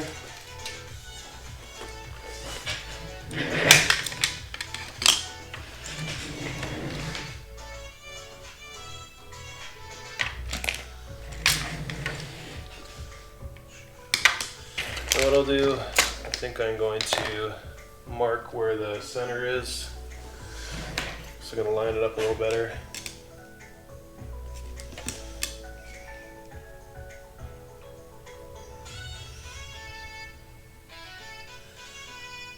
So that's 9.96 millimeters divided by 2,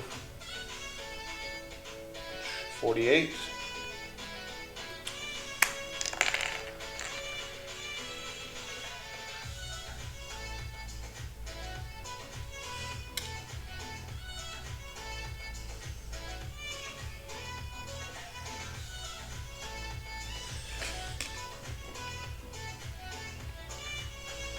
$64 divided by 2, 32.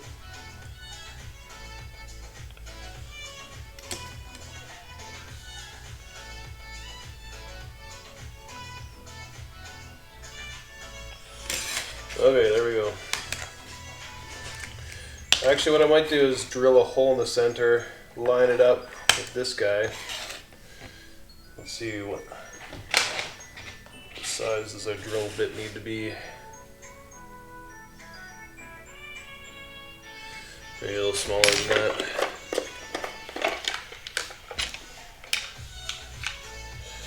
Nine 64ths. Oh yeah, something I had mentioned before that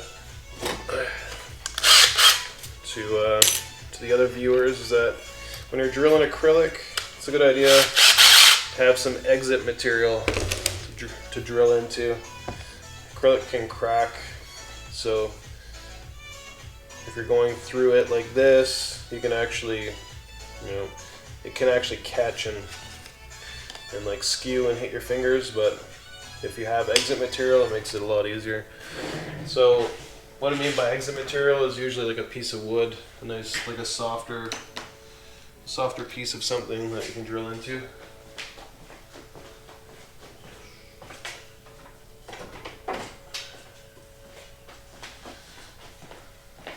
There we go.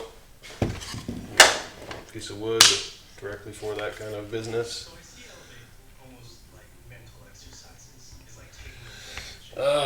So many ads on YouTube.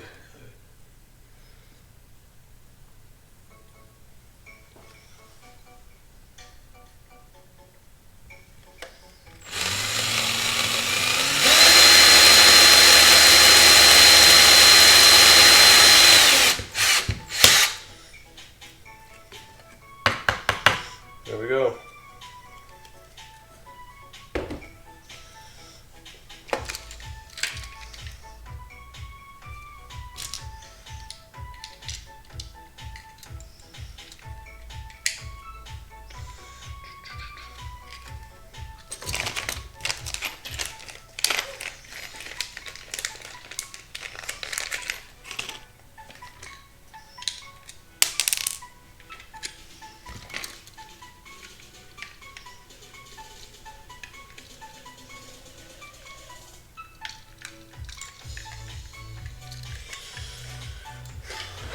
There, a Robertson head screw. So we'll just put that in there temporarily so we can draw some circles. Oh man, this is a little awkward. There we go. Okay, well, so we'll line it up with the feet. Make sure it's kind of squared off with the feet.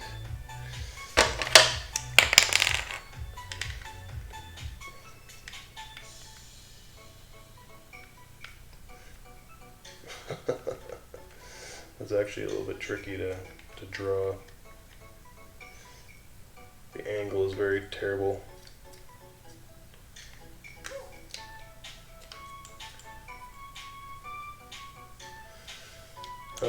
What I'll do is actually scratch it in. I think it'll be easier. Get a 90-degree pick.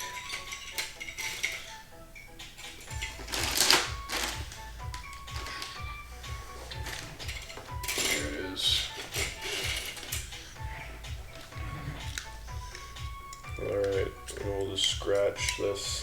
circular shape into it.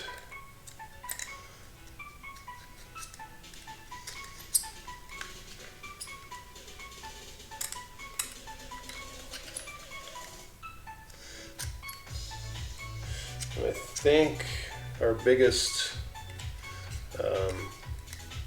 drill bit won't actually drill these holes, so what we'll need to do is we'll use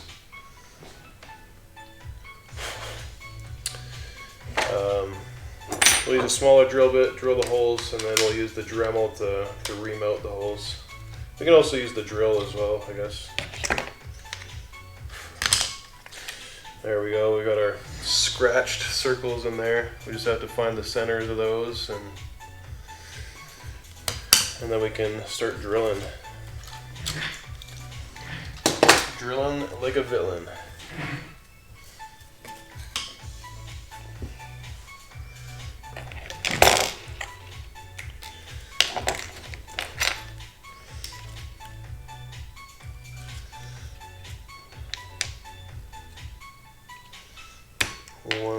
.4, which 7 is the middle.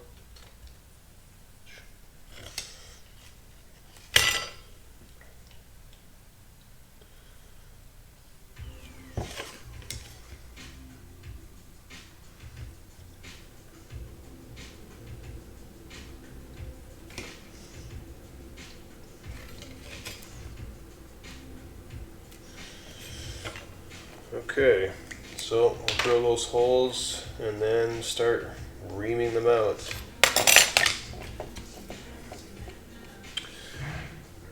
Probably a good idea to put these on again. Don't want to lose an eye.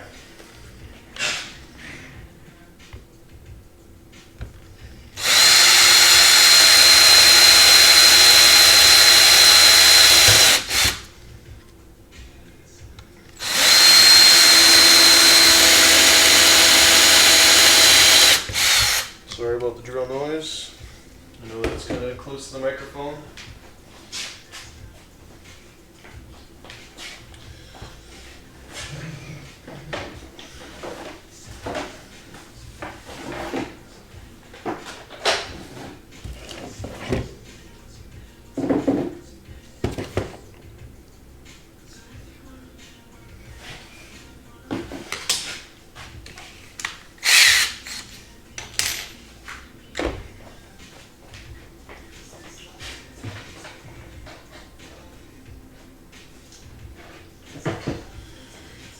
So I think I'll just use the Dremel tool because it's a higher RPM than the drill to remount these holes. Actually, I'll probably drill them larger first. It'll make it easier. At least I'll have a somewhat legible circle by the end.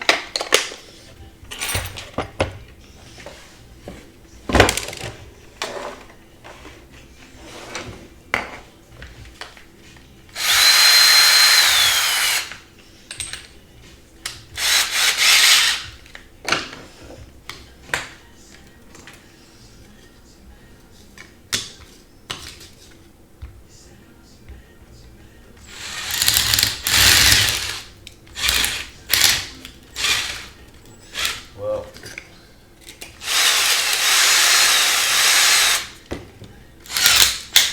yeah. I should have drilled an intermediate size because this is just cracking the acrylic.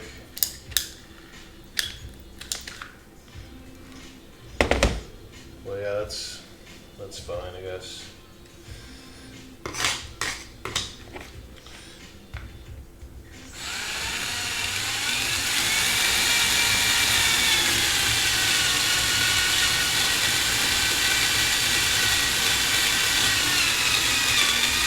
Looks like if you go slow, works a little better too.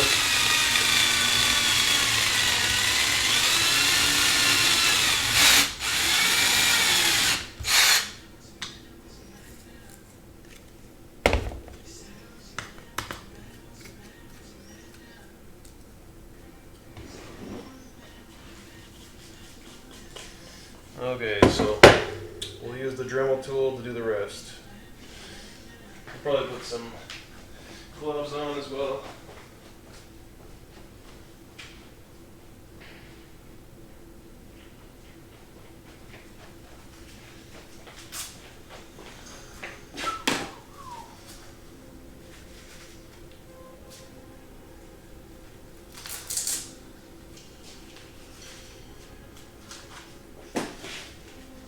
Alright, turn down the speakers. It's probably gonna be loud.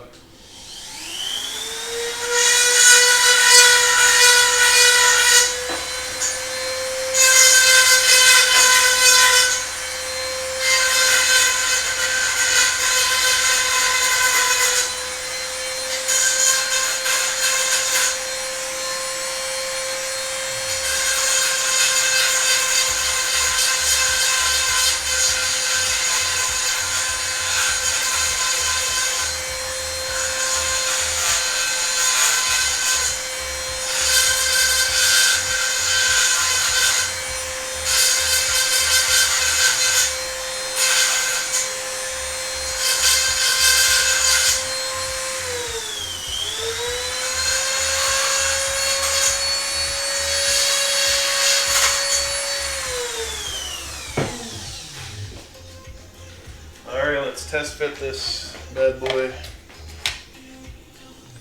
Nope, not quite. You just still need to go a little high, a little wider.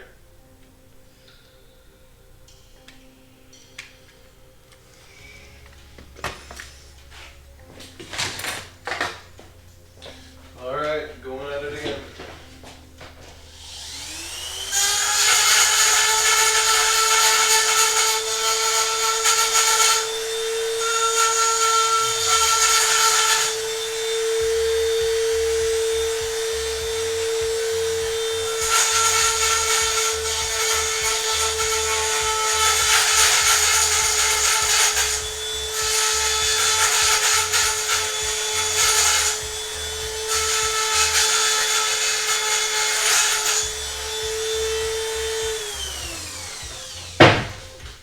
I believe what I'm using to make these holes wider is a drywall reaming bit.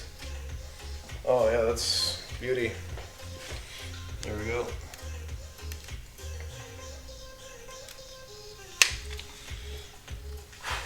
I think you get them out at Home Depot in a little package of 5, I believe. Definitely pretty handy. They fit into a Dremel tool quite nicely.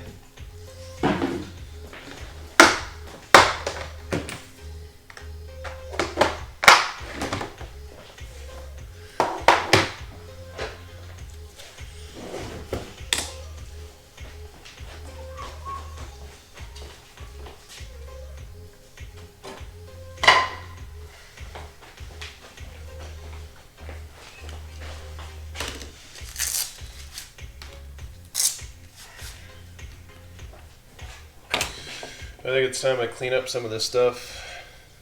Don't think we'll need this tap and die set stuff anymore. Put that aside.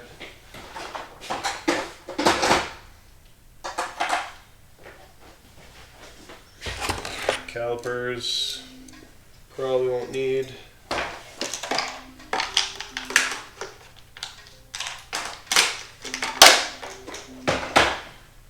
Probably need to do some more drilling, I'm guessing, but start putting some of these drill bits back.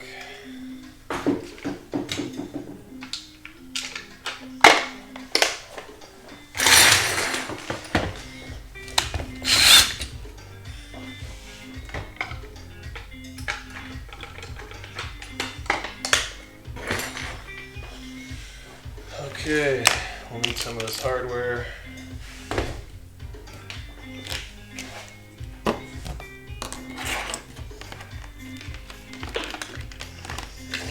We'll need these eventually.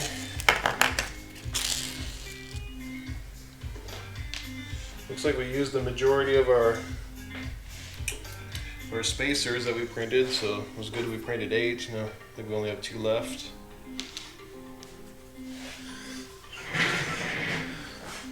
Oh, I had no idea. That's funny. Yeah, some of these songs I don't recognize at all,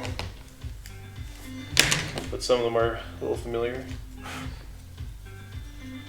It's quite a randomized list of music on this YouTube thing. Okay, we'll put that stuff aside. We'll need that.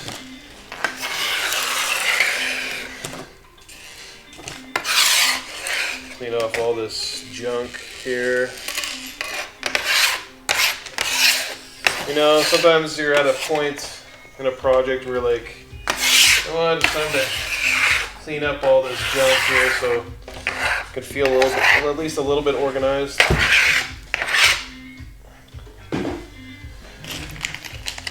Dump out some of this. We'll need that.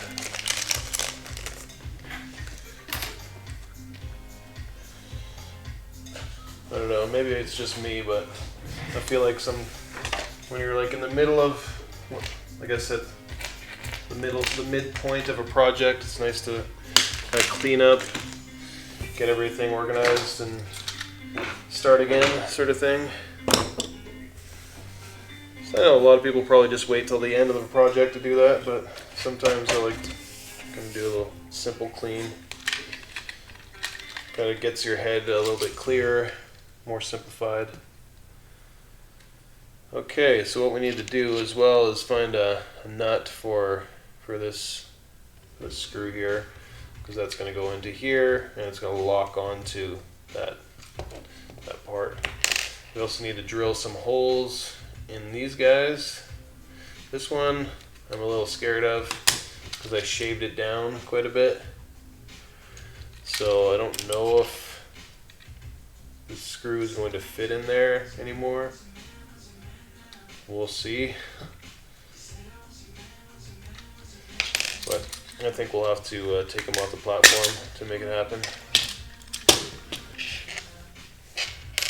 So we'll have to drill a starting hole into each foot and then put these screws into there.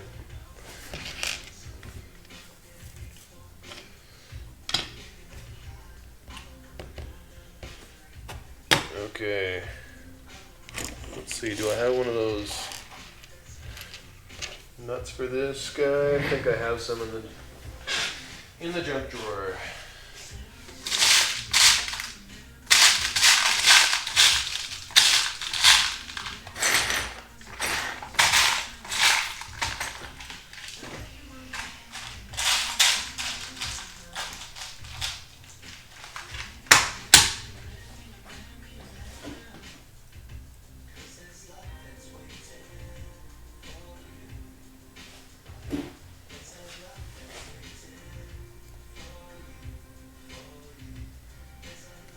I think we might need the die set because the tip of this is all mangled up. Let's do it. I don't know what size this is though. Let's tell me.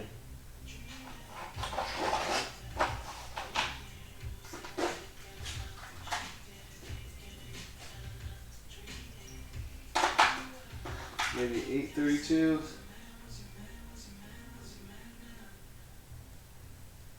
632.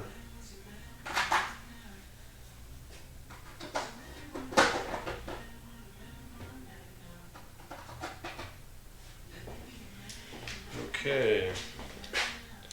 So with a die,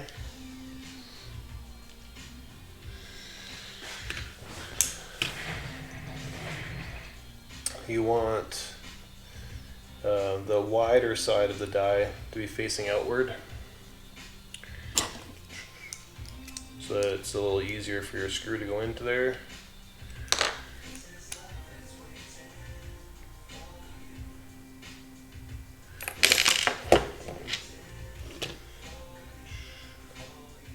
And we'll need a Robertson to get it going.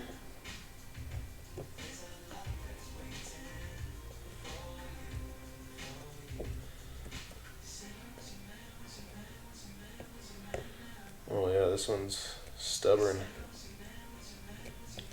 There we go.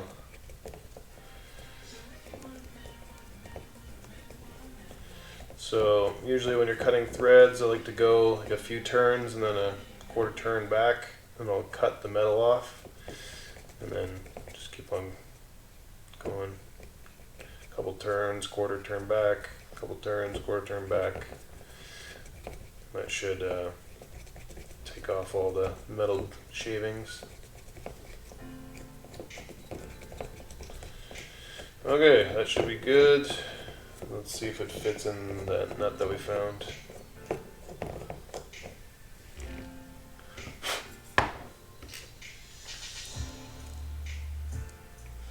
Perfect, there we go.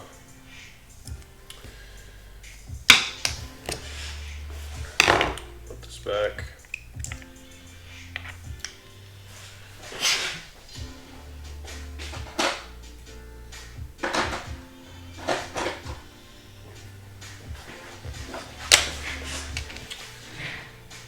Alright, so this is for locking against the platform. Once we screw that in,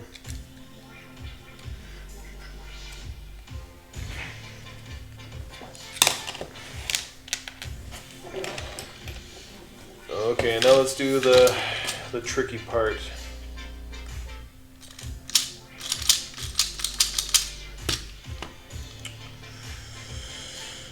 Alright, well, so we'll get a small drill bit.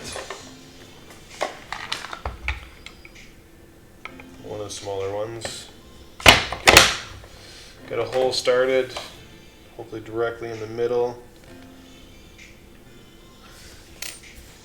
And then we'll get these guys drilled into there, or I guess screwed into there.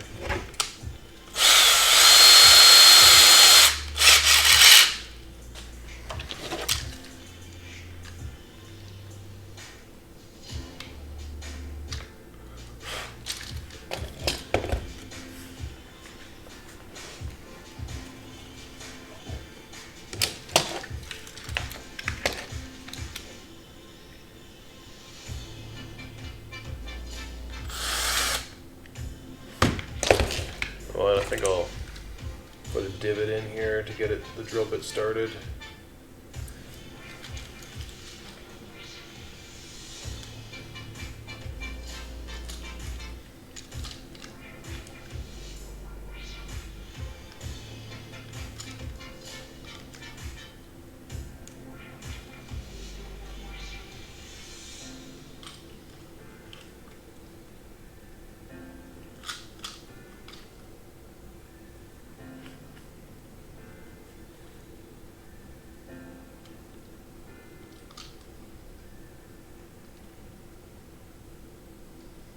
So, everybody got a project they're working on these days? Definitely share it in the chat. One thing I really need to do is actually post some of these robots on the, not only the Synthium community page, but also around. I posted my Voltron robot to Hackster, but I should definitely kind of reverse post it to Synthium as well. Just something I guess I get lost in, like the building and the challenge of putting something together, and then I don't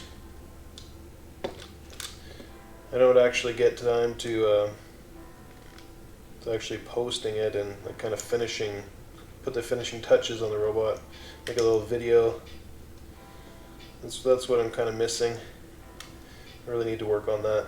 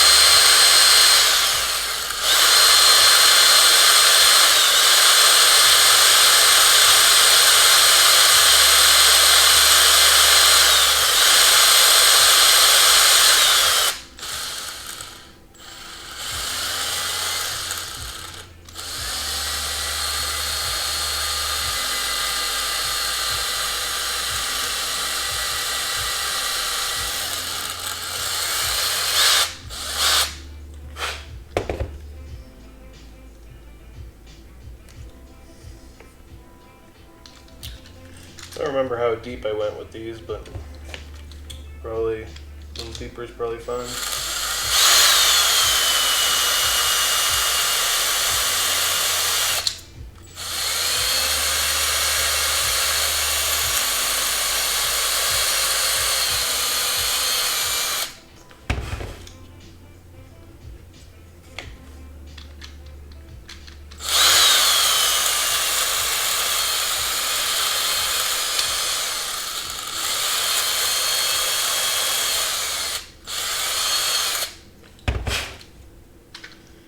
Okay, I think that one's good. This one is going to be a challenge. Wait.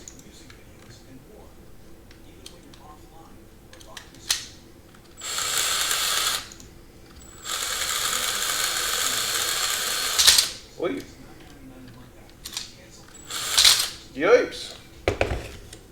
Oh man, there was an ad for YouTube Music and I missed it.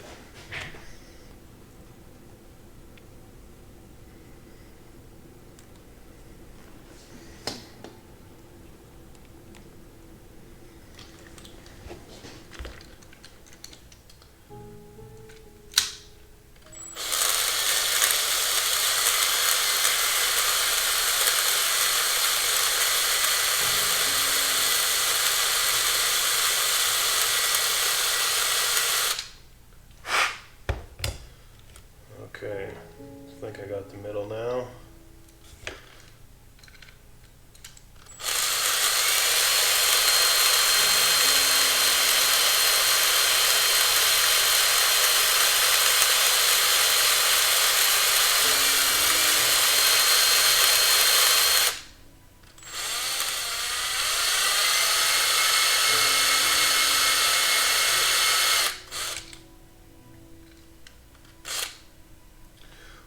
I was a little off.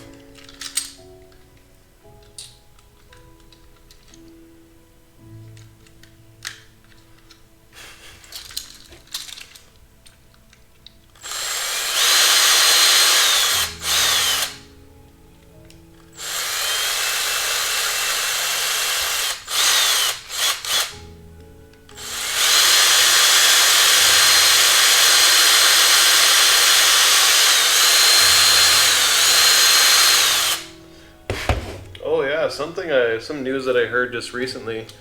I don't know if you guys watch too many DIY YouTube videos, but unfortunately, a guy that went by the King of Random, unfortunately passed away. It sounded like he was in like a para shooting. No, I forget. It's kind of like a parachute with a fan on the back. I forget what it's called, but it's an interesting new sport, I guess. But unfortunately, there was an accident, I think, with him doing that, and yeah, he's gone. It's pretty sad. He was a pretty huge YouTuber. He was even on Jimmy Fallon's show, actually. Jimmy Fallon had him on for a set one time. But yeah, it was sad news to hear. I kind of heard about it through Kip K. If you're familiar with him, I guess him and Kip K had a relationship, and they kind of talked about YouTube ideas and stuff together, and had some camaraderie that way. But yeah, it's pretty sad. King of Random was definitely a great YouTuber.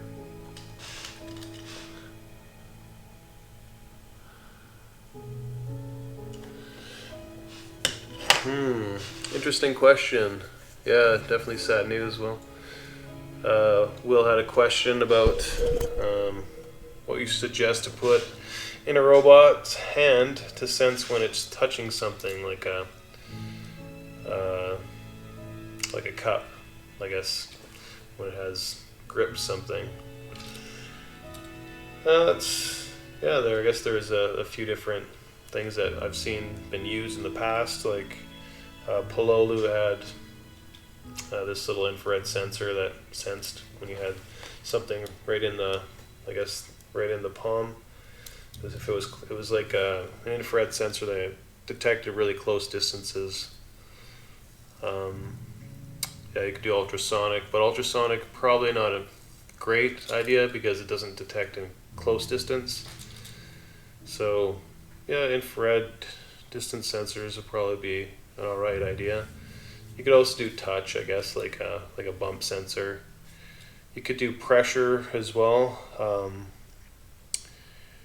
You know the conductive foam that you get with ICs with little chips and stuff. Ugh. Let me skip this ad. Sorry. Anyways, that conductive foam can actually sense pressure, so you can actually stick like the contact in it, like a little, like a little jumper cable into it, and hook that up to like a voltage divider circuit. Have a little bit of voltage going through it, and then take the output and go to an analog pin. And you can sense pressure, or you can purchase pressure sensors as well. But I think like using foam is nice because you can kind of get a bit of give, and you can get that foam from like DigiKey, or like if you have any electronics, you probably have some kicking around. I'll show you what I mean.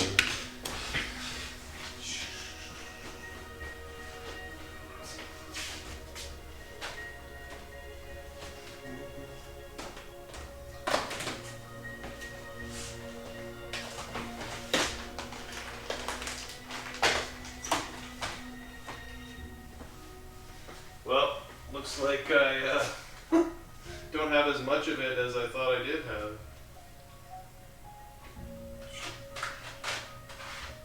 Here we go. So it's called usually anti-static foam, they call it, but it's not this pink stuff. This pink stuff is called anti-staticide foam. It's like a spray or a protective coating that they have that dissipates. Whereas this kind of foam is what you want. This black stuff. It's called conductive foam. Here I'll switch the transition to this other view here. You can see my multimeter.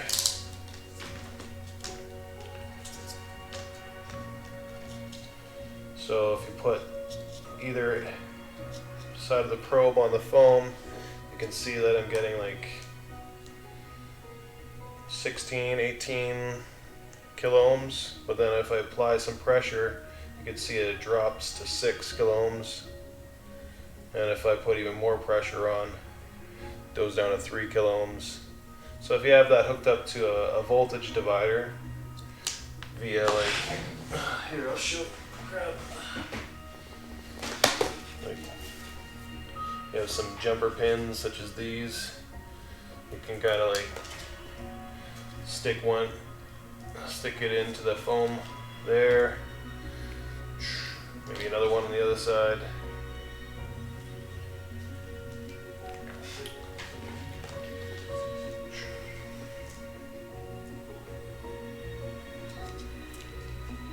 I don't know, this is awkward to do with,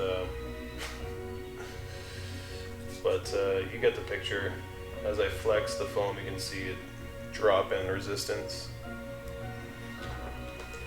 So you can possibly do something like that.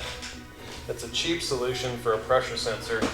The nice thing about it is that if you have foam in a gripper, it can actually, like, you know, grip around something and have a little bit of give.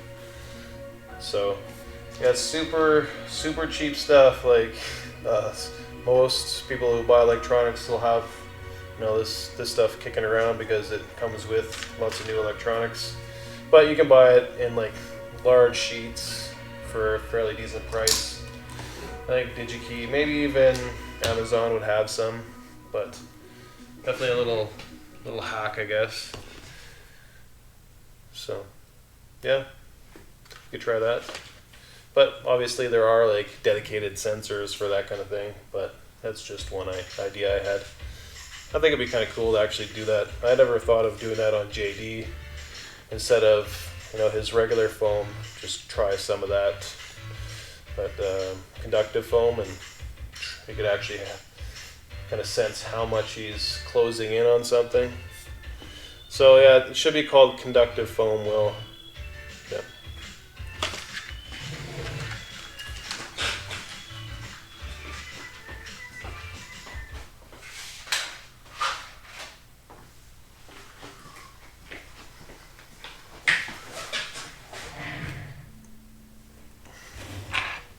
All right.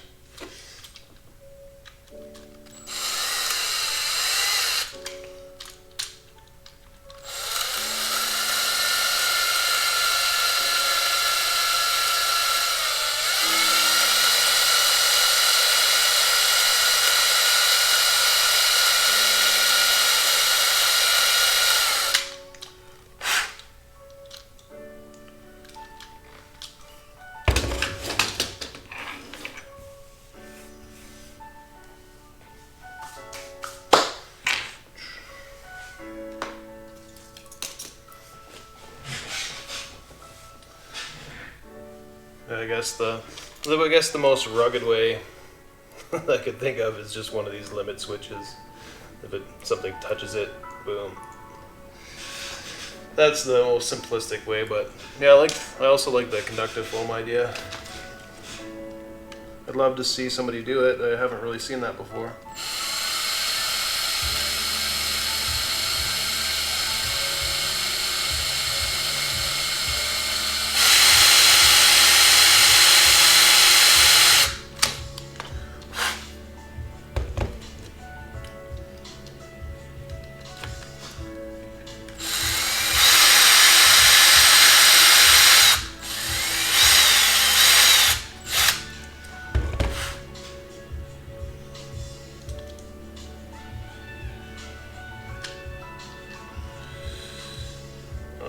We'll see how this goes.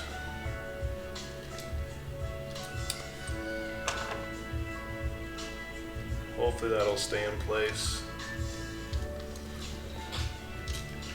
I feel like I might have to add a little bit of hot glue to keep that in place, but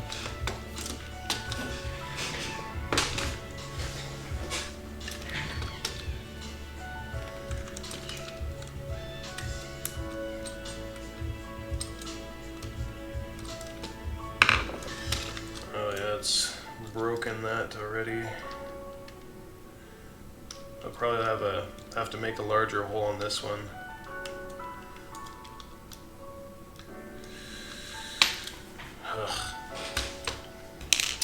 Alright, let's get a larger drill bit.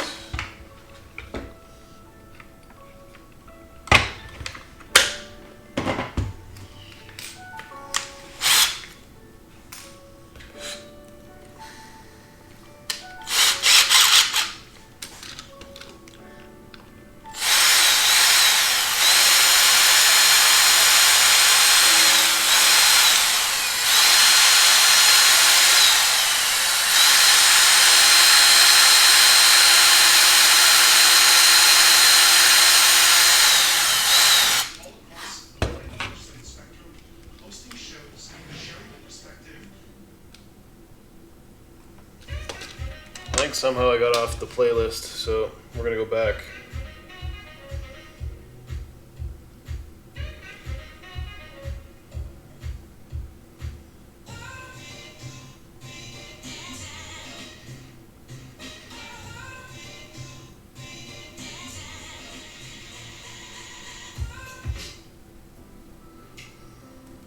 All right, here we go.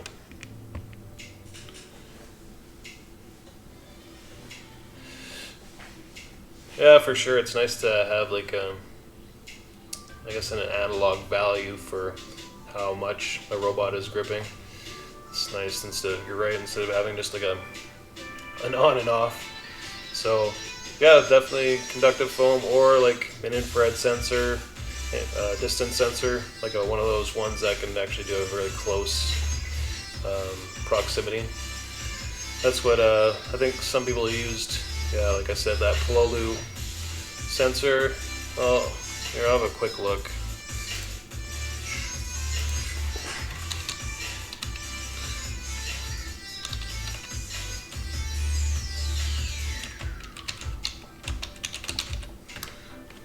Here,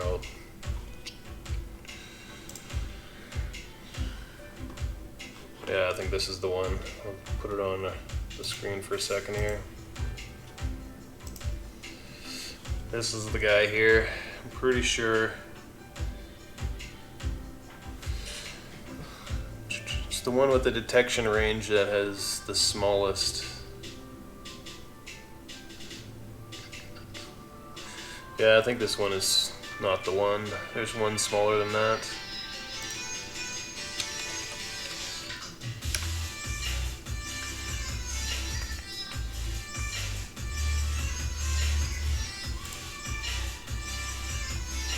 I think this is the one.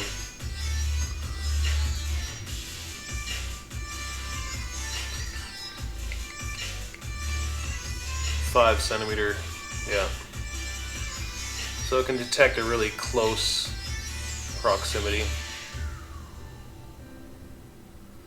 I mean, like, even this one would be fine too. 4 to 30 centimeters. The nice thing about these is that you can kind of your robot can kind of line up what it's going to grab, I guess. You can see the distance, and then once it's in a close proximity, you can grab it. You could use a combination of both, I guess, if you wanted to. Like one for how close the object is, and then one for how hard you're depressing the grippers. It'd probably be a decent idea, combining the two technologies. Anyways, just a thought.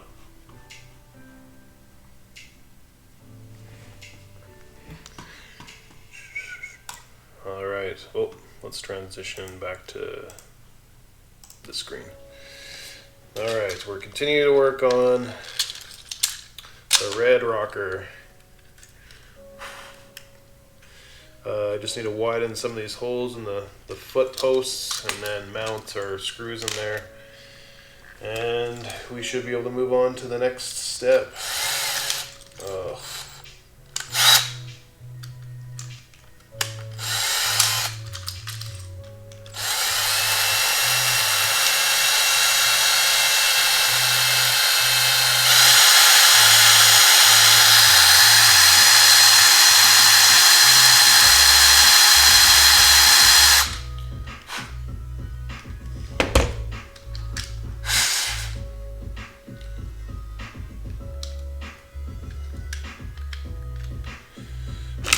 Okay.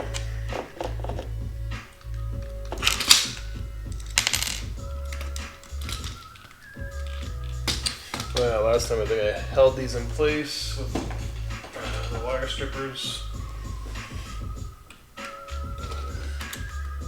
I didn't crack the plastic.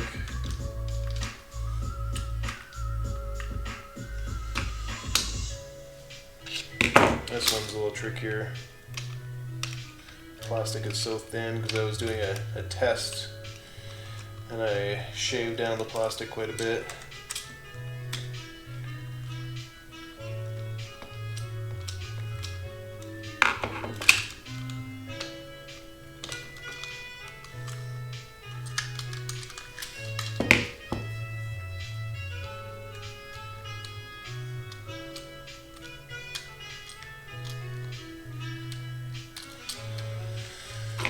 Yeah, this one will definitely need some hot glue.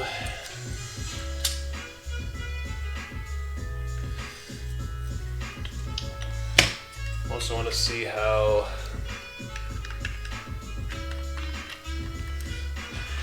these fit.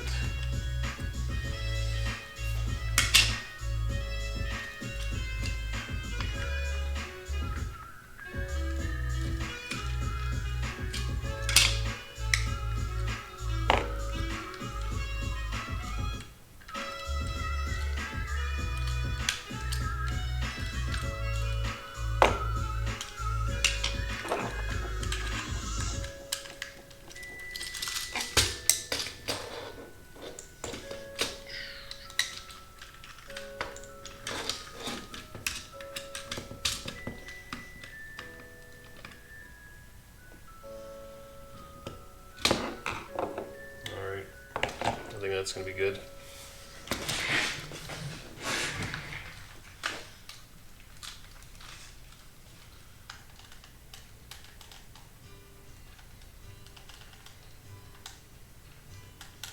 voluntary Bannock, and you are Bannock's Homestead, which we are farmers from 1906. We're in Mount Hill, Alberta, and we are More YouTube ads. Sorry, guys.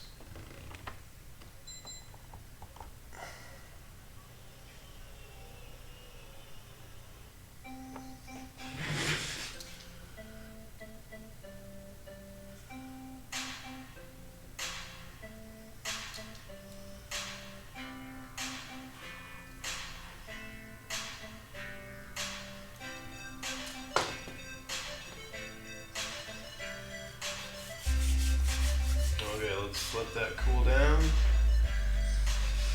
Oh yeah, I forgot. If my buddy James is watching, just wanted to let you know that today's diffusion oil is brought to you by Young Living. We're using Young Living Panaway. This stuff is pretty great smelling. He recommended it for me, and I'm definitely a fan. It's got wintergreen and peppermint in it, and it just smells super fresh. I love it.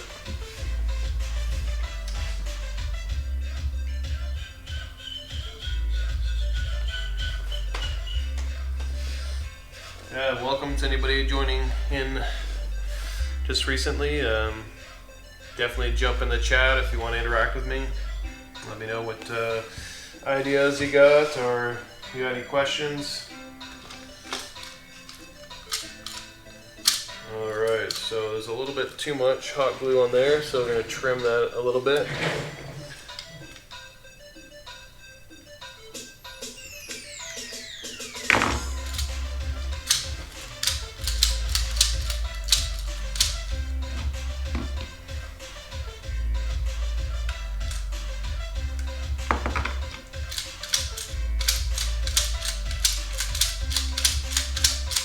Okay, that's good.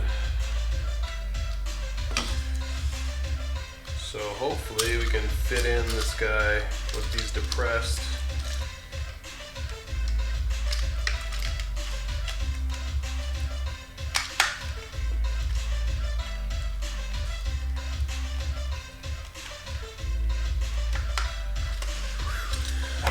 That's gonna be the trick. Press these inward and then fit them into there. I know I had a trouble with this on the Blue Bomber.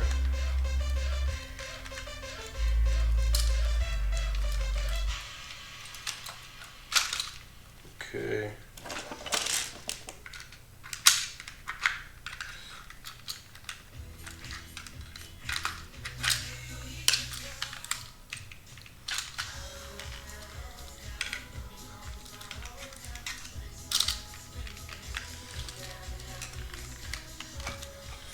Alright, we're almost there.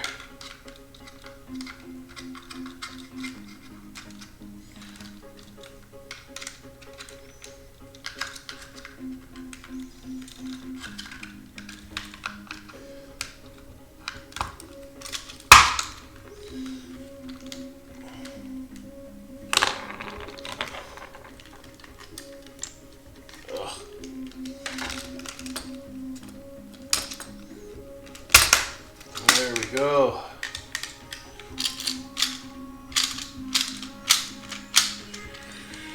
Okay. There, we got it to a point where now we can make the servos be able to activate his hands, his punches, I should say, his punching arms.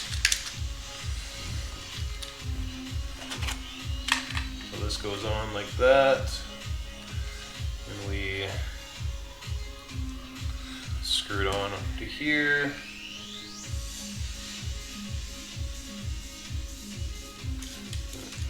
Lock that down. We might have to adjust this a little later on, but this is what we need to do at the moment. Where's my Nimlos pliers? Oh yes, these are probably my most commonly used pliers. I don't know why, but I like needle nose pliers, my favorites. Okay, we're gonna tighten up that nut. And we'll probably hot glue this whole thing together.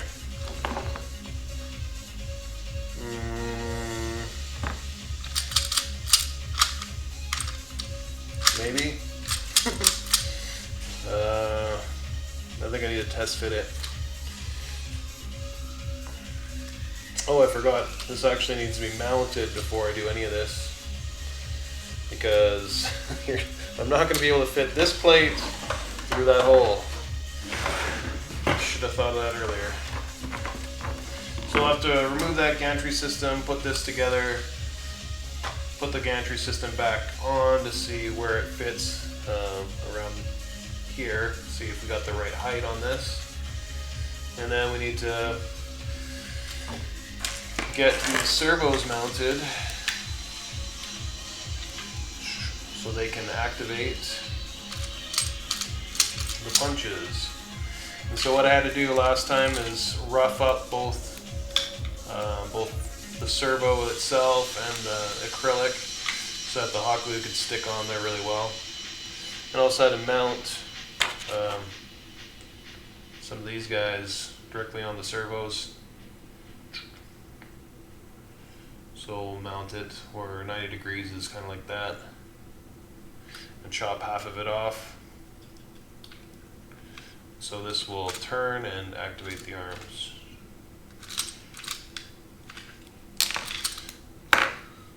Alright, so we can get this off here for now.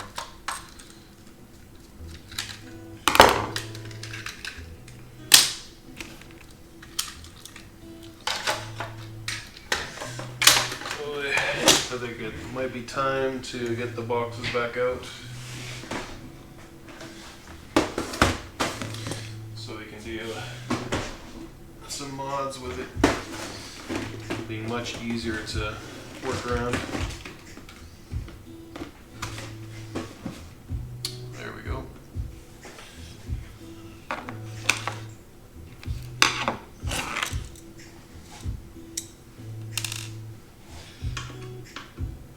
So get this gantry system out of here for the time being.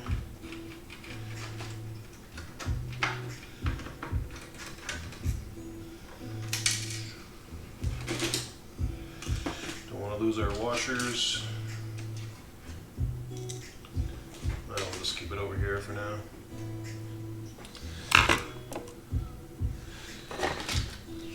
Pass this guy on through to the other side.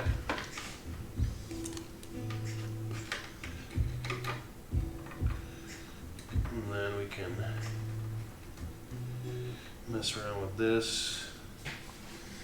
Yeah, I might have to go a little, probably much deeper.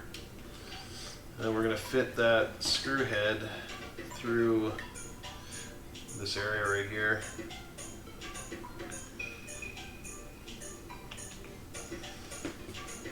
So I'm going to have to drill that out a little bit. Find a drill bit that's about the same size as the head of that screw and drill it through the plastic.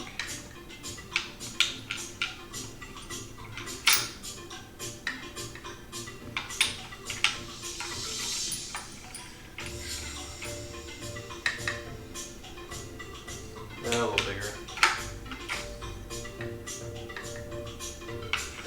Man, my sizing is not on tonight. Alright, I think that's good.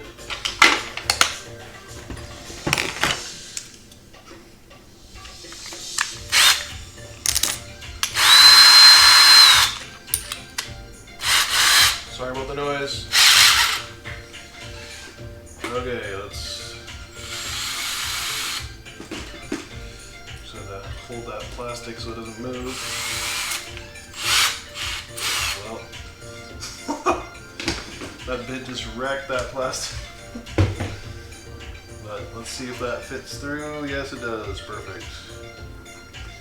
And does it fit with a little clearance?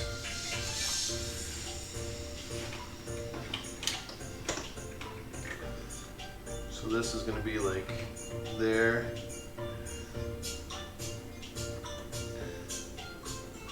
So this can go down a little further.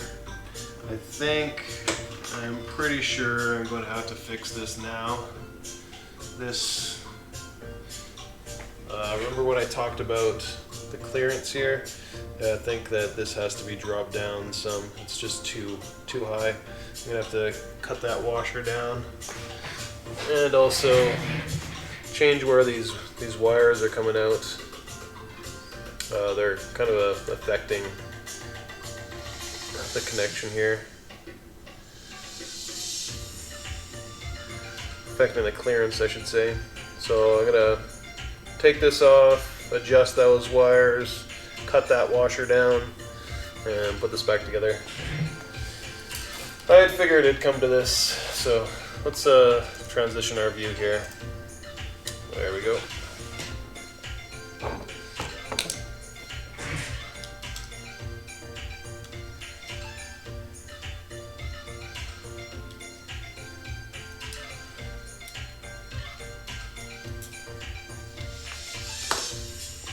Okay. Now I want to use the hot air rework station. Kind of like to have a metal surface beneath it so I don't melt any rubber. I've done that a few times, I admit.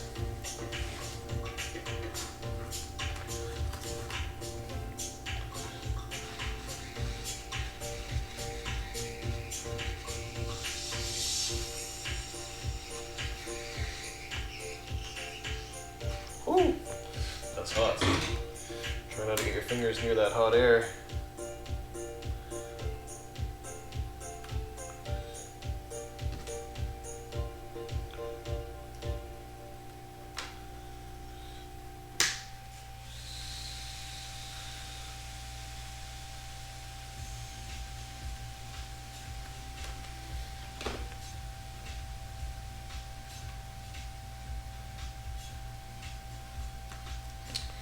Trim some of this down a little bit. A bit more clearance.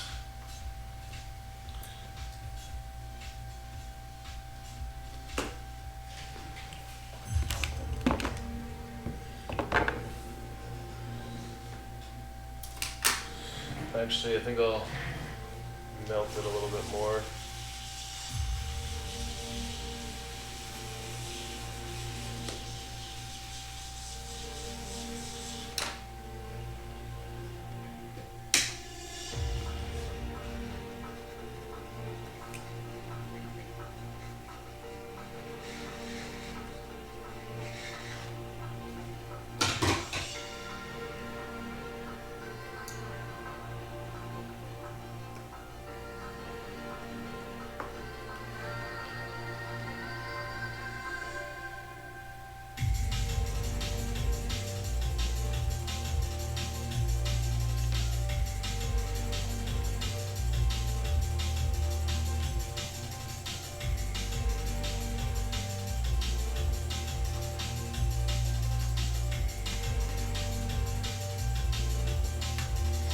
Alright, I want that to be as low profile as we can.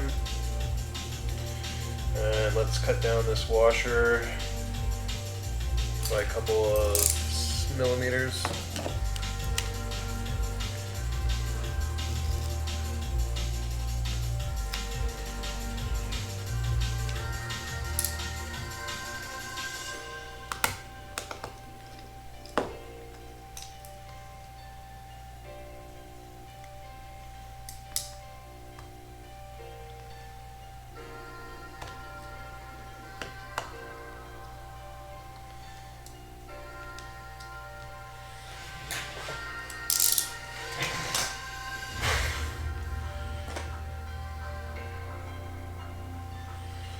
Okay, let's see if that did the trick.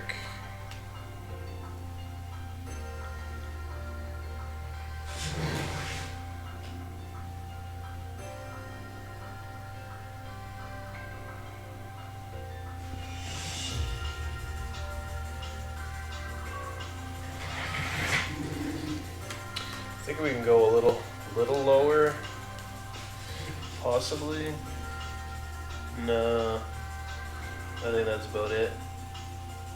We're sitting on this white piece right here. This guy. It's just resting right on, the motor is resting right on there. It's a nice hot glue point actually where we can mount to. I'm gonna trim some of these just in case. I don't know, I don't think we'll rub against them, but watch your eyes, folks. Cutting plastic here. Get your safety glasses on.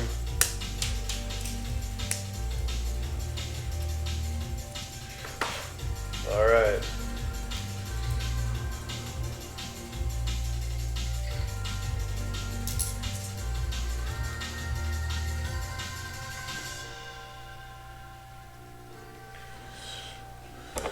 Here's our trusty Canadian Robertson.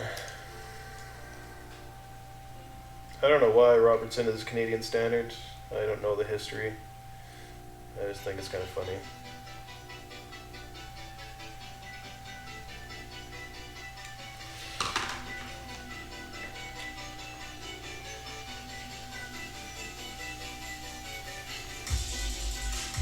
Well, looks like we're tilted just a tiny bit. I wonder if I can. No. I think I'll make this washer, adjust another washer, I guess. Make it not as thin. So I'll drill the hole in this washer, enough for this screw to pass through, and then I'll trim it down.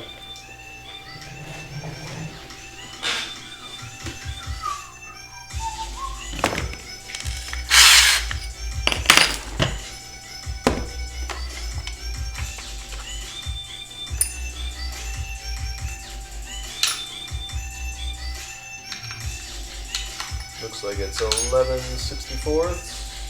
Yep.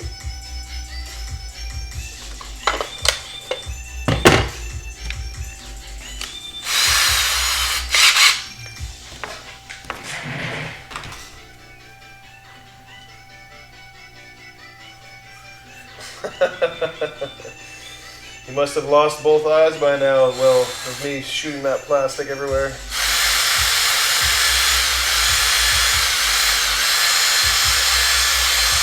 You gotta have a pair of these. That'll help.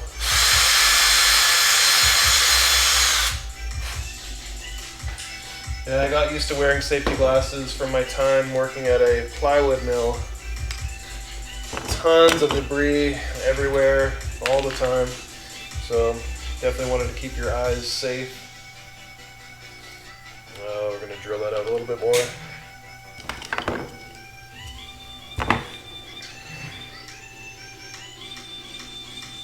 Yeah, I worked at a plywood mill for 3 summers, I believe. Really good money for a student.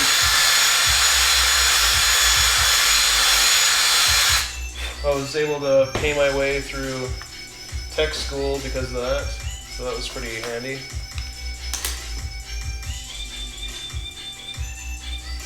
Oh, it needs a little bit more. Darn. But yeah, it was definitely a grueling, well, pretty laborious job. I worked 12-hour shifts.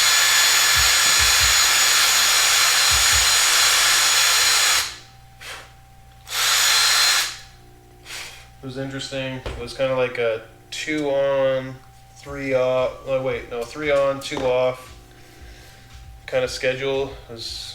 And you would switch between nights and days. So you'd be working the graveyard shift at least a couple nights a week, which is interesting. Definitely messes with your sleep schedule, but yeah, it's not bad. So it looks like I don't have to shave too much off of this thing.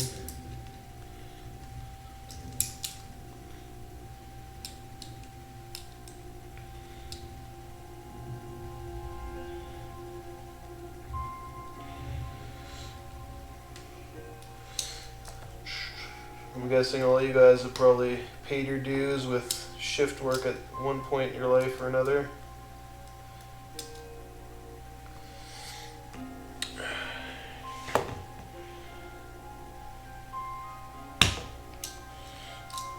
Oh man.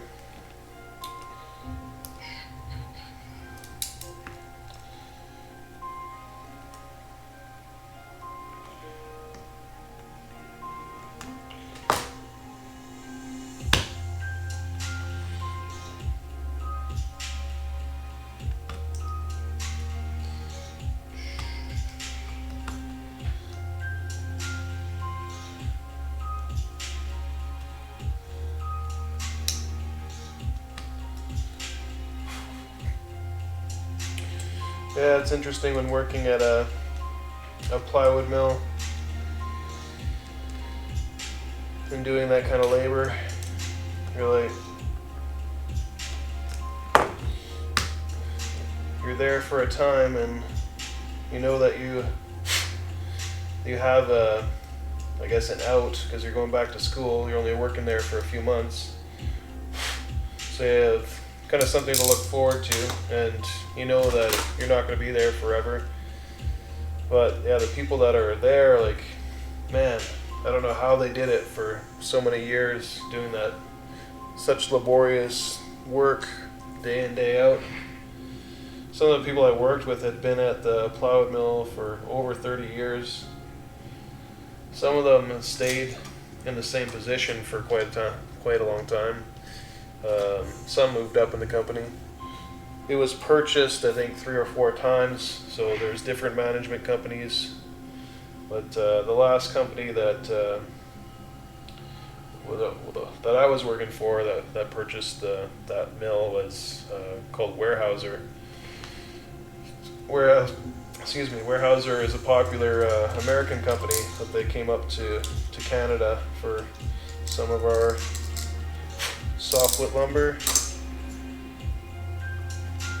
And yeah, they ran that mill, and they're probably what I'd attribute to maybe my love for safety glasses. Is like I said, in a plywood mill, you definitely need them, and they were big on safety, that company. And it's definitely mandatory for everyone to have these safety glasses on all the time. I don't think they cared what kind of safety glasses you had as long as you had them.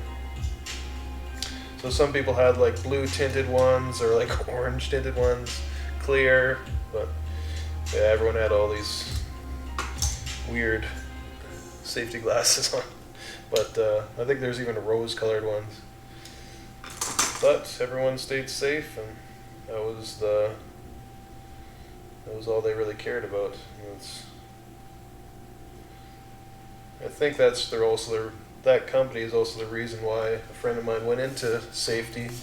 He admired their safety program and became a safety officer in a city called Edmonton, which is just north of Calgary for about like a 3-hour drive, basically. Alright, so I'm going to hot glue this together. That's as low profile as we can get, this guy. So once that's hot glued together, then we'll move on to test fitting this thing back on our base. So let's transition over there.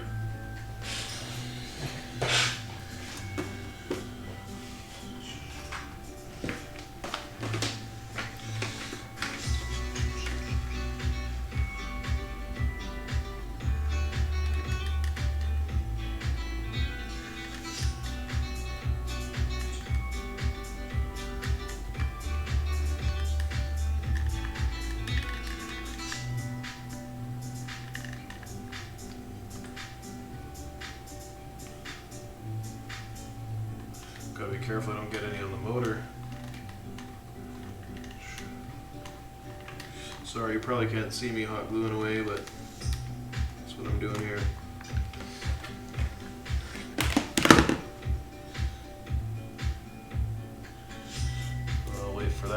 cool down. While we wait, we'll get some sandpaper and start roughing up the servos and the acrylic.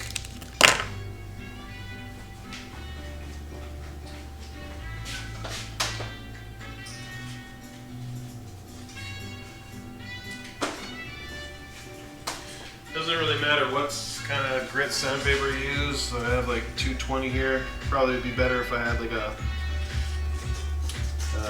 lower grit, but anything will really do.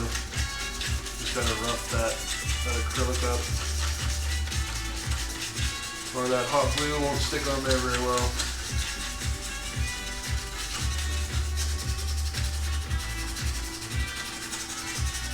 And we'll dust this off after.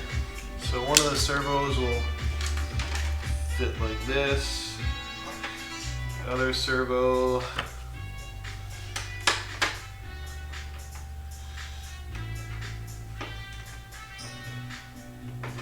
we're gonna have to go like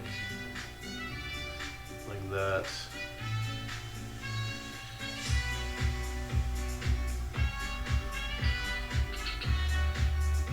Just hoping that these servos don't hit each other.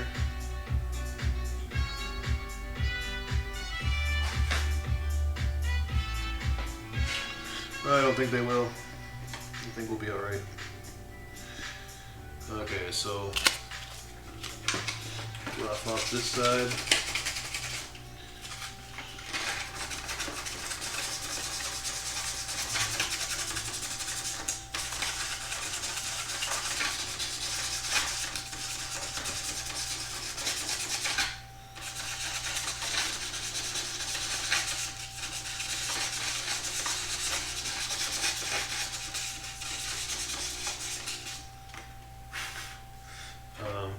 Actually get the duster can and get the dust out of here, because that will help these servos get it adhered to there.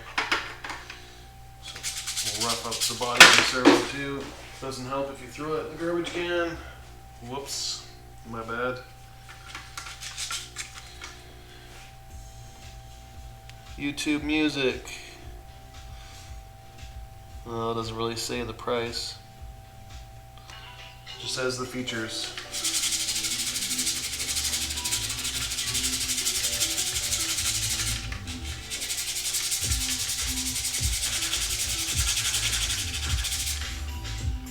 That looks decent.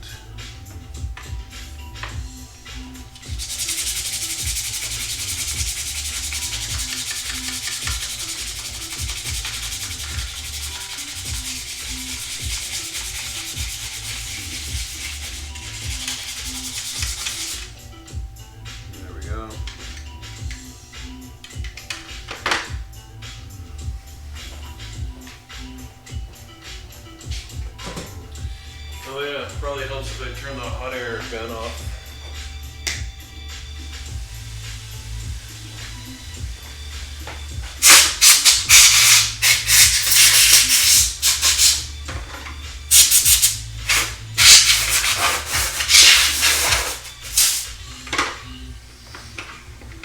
There we go.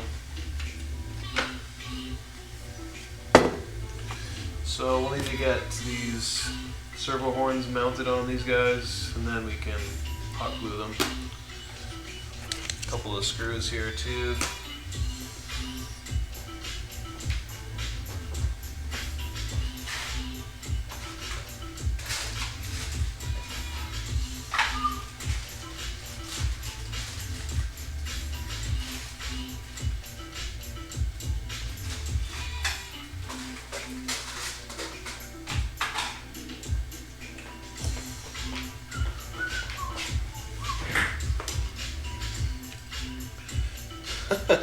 Elton John glasses. Yeah, rose colored glasses for sure.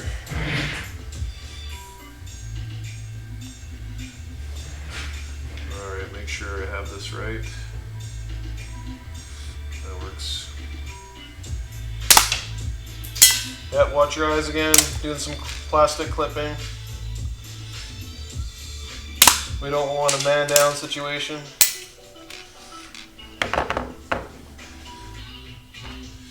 Alright, I'm going to use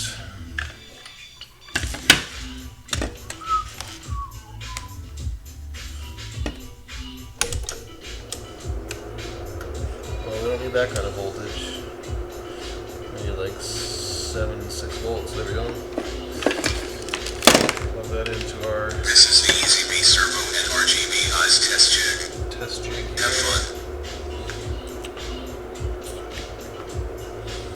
So that's going to be mounted like so.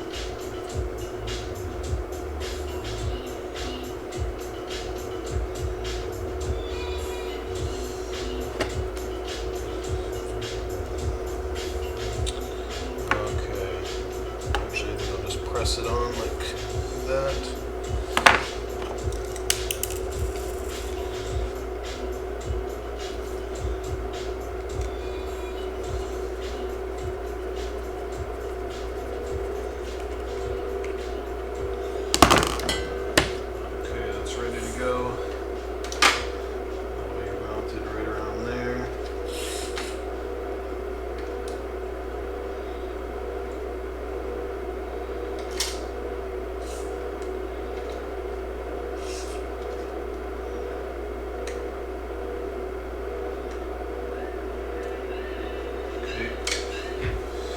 That's ready to be mounted. Little hot glue gun.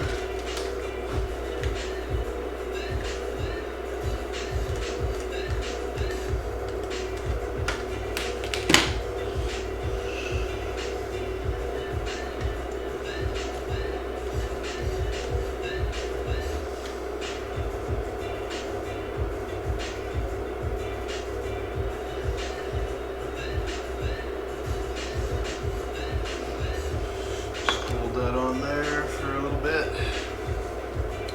Sorry you can't really see that well what I'm doing, but I'm just mounting the servos on.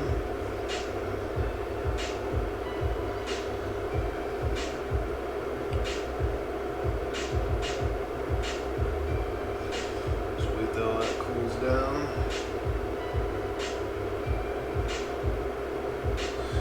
What time we at? Oh, looks like we're around 10. I'll work a little while longer on this and then we'll call it quits pretty soon though.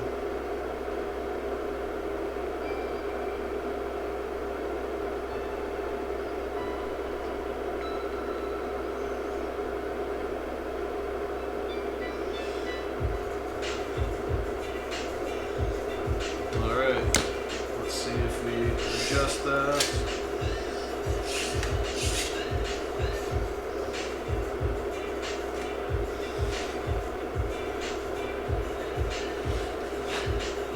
Yeah, that arm's all the way extended, so that's working good.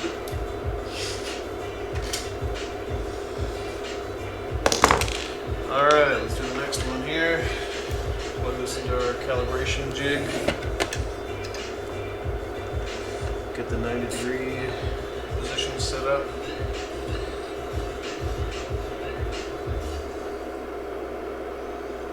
Okay.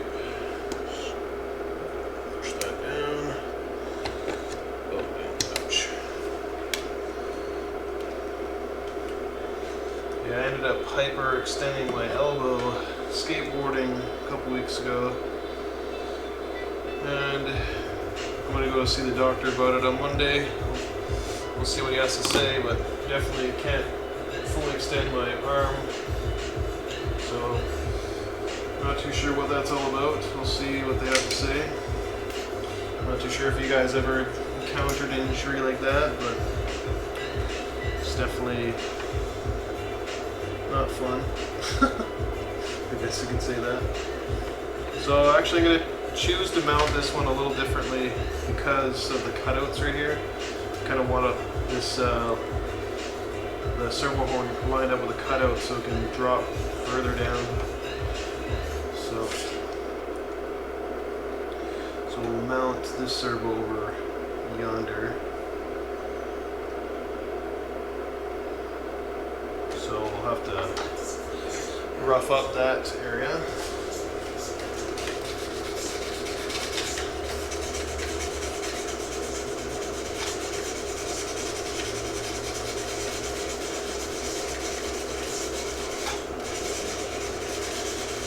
I think I stretched out the ligaments in my arm, so it'll probably take a while to heal.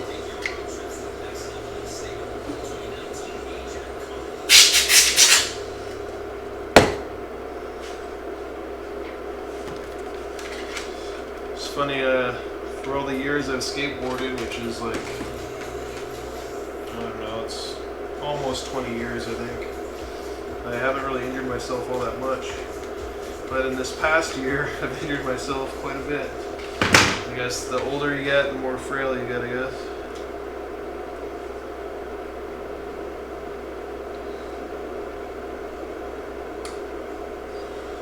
Alright, we'll hold that on there for a while. The healing process is definitely a lot longer than when I was younger. Yep, thanks, Will.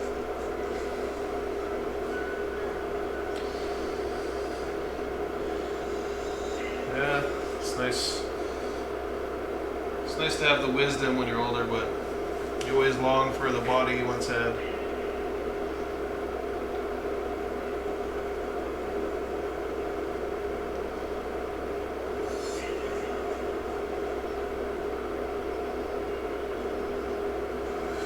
Okay, I think that's good.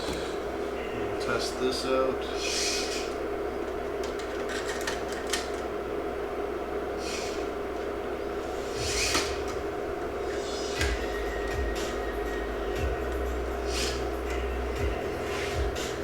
Yeah, that's full extended. Perfect.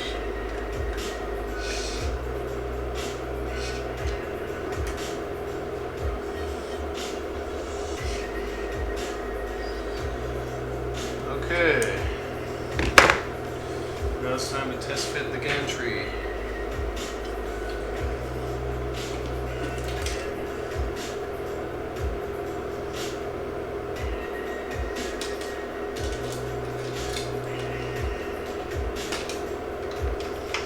Stick the servo wires through here too. Get those out of the way.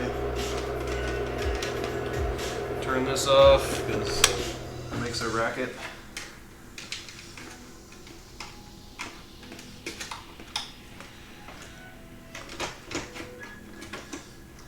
Okay.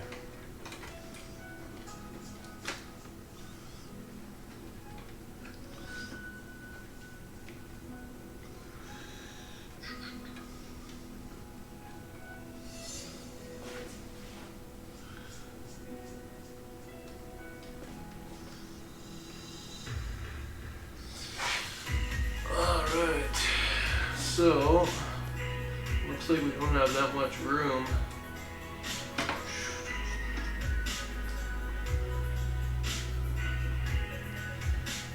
Not that much clearance.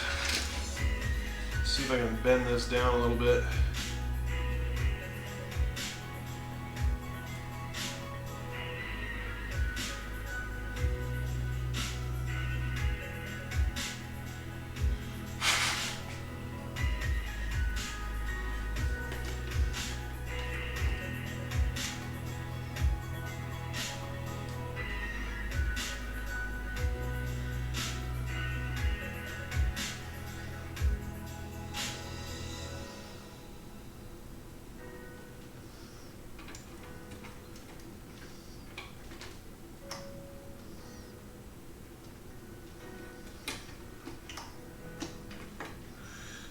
Okay, so we'll put the spacers in, see where we're at. We might need to increase the spacers a little bit, we'll see.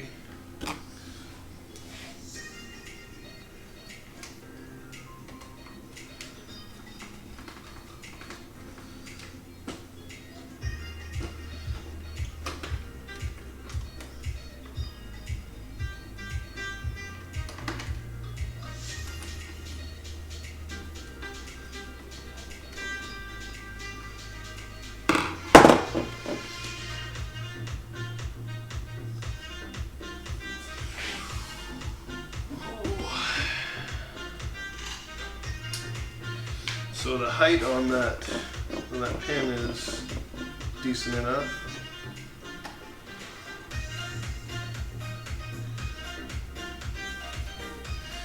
Looks like it's rubbing on the servos a little bit, which is not so good.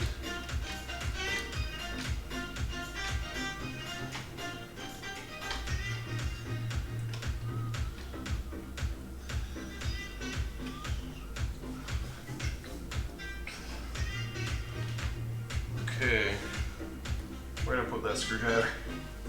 There it is.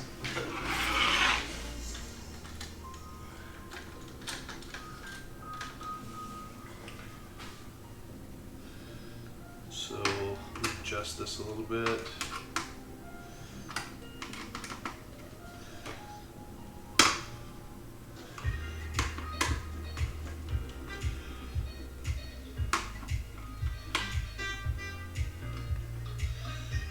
Okay.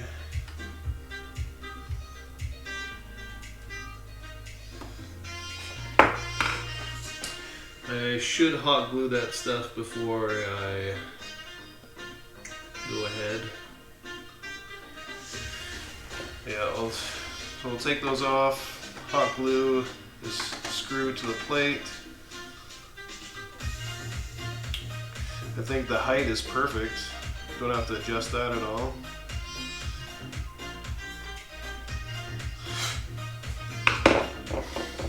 And we'll go from there. So just temporarily take this off and put it back on in a sec here.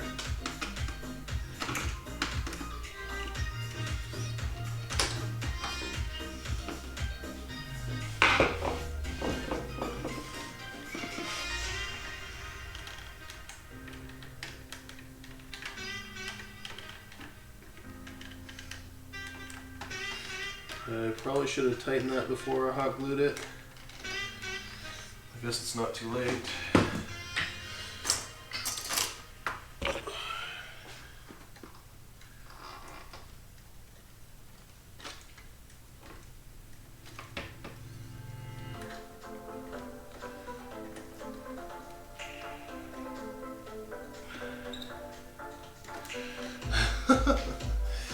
We did it.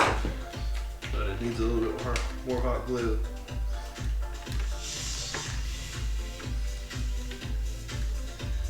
Yeah, I just forgot about tightening it. Until now. Okay, so that's should be good. Slides around pretty good. That's what we want.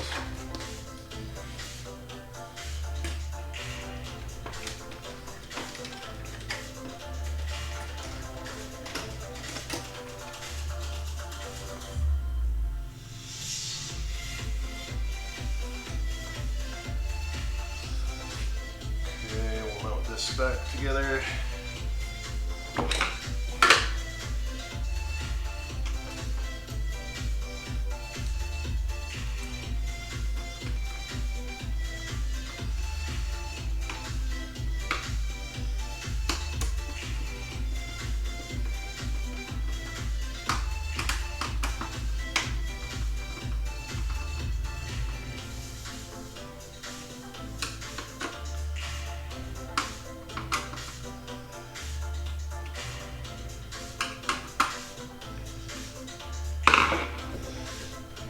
Okay, we'll hot glue this guy together.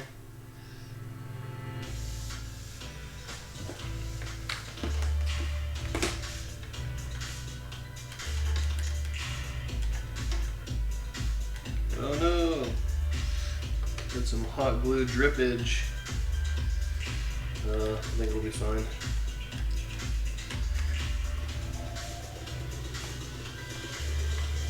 I have an idea.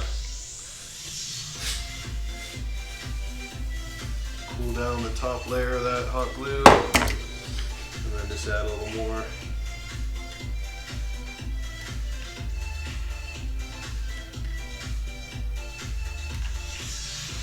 Okay. Whew. Both gantries are mounted. Now we need to test the red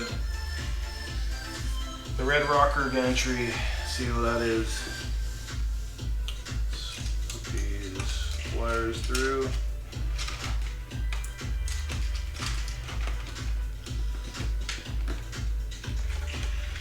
Let that hot glue cool down a bit. Put a few things away while we wait.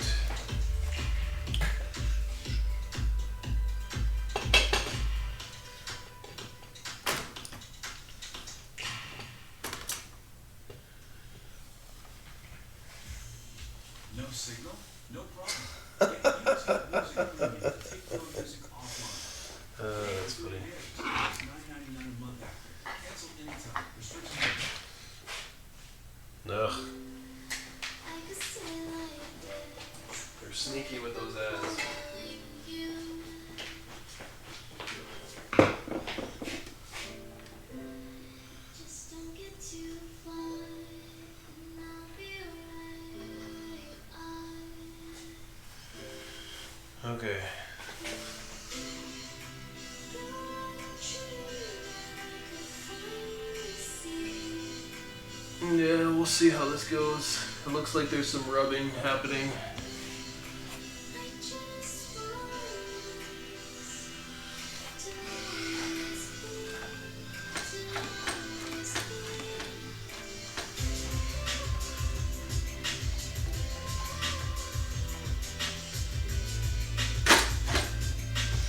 This one has always been a tough one to move.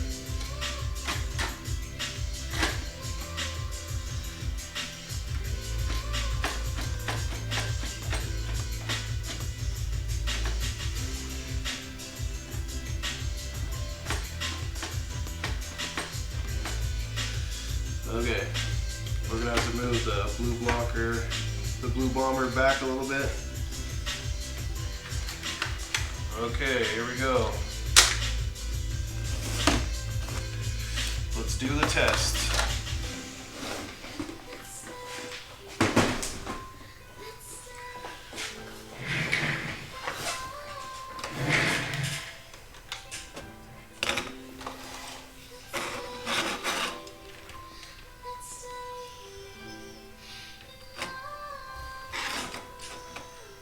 Moment of truth. We'll see how this goes, if it's rubbing too much or if it's going to be fine.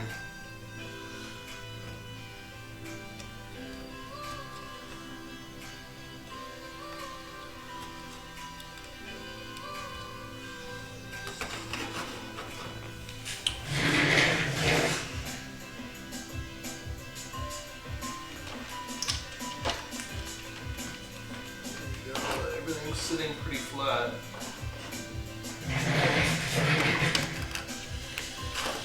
Okay, let's do this.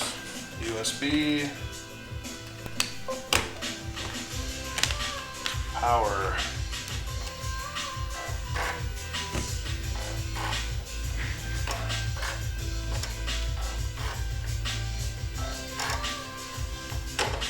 Alright, let's try. Come over here.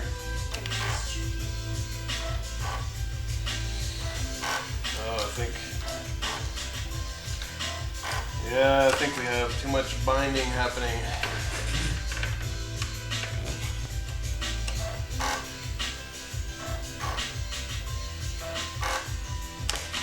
The red rocker does not want to move.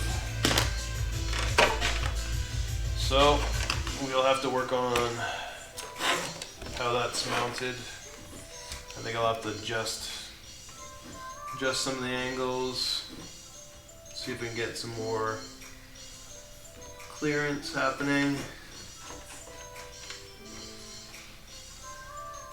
Oh yeah, it's still turning. So I have to fix that. This guy, yeah, still turns a little bit too. I'll have to figure that out.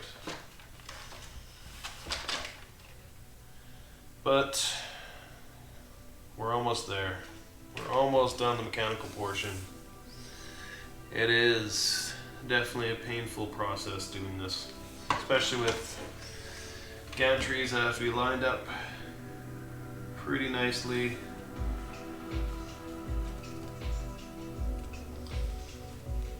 Yeah, definitely a challenge. But like I said, we're almost there. Just need to do some final tweaks. Blue bomber is working. Red rocker needs to be adjusted. Everything fits nicely, like solidly on the surface, so that's good. We can almost put the sides of the ring back on now. And yeah, we'll find a place to mount this guy. So it'll likely be under here, this area, or like this. Maybe I'll cut a hole in the side here so we can plug in the USB. We'll see. Or the power, I guess, too. And then maybe we'll put an Easy B or an Iowa Tiny over this neck of the woods. Probably have a wire that goes between them. Yeah, it'll look something like that. But for now, we are going to say that is that, because it's almost 10:30 and I still need to drive home. So thank you so much for joining me, guys. It was awesome having you in the chat. It was a lot of fun. Any last questions, definitely throw them in the chat there as I finish up here. Yeah, challenge after challenge with this project. The mechanical portion is the hardest for me because I'm an electronics guy, but yeah, I dabble in mechanical stuff, but by no means an expert. So it's always a bit of a challenge, and I like it. It's a learning process. I like learning new stuff.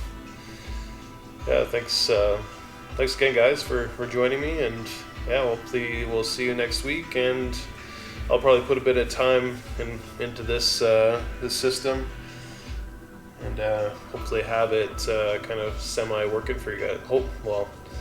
Fully working for you guys, I should say. Next Friday. So have yourselves a great weekend, and thanks again for joining. See you later.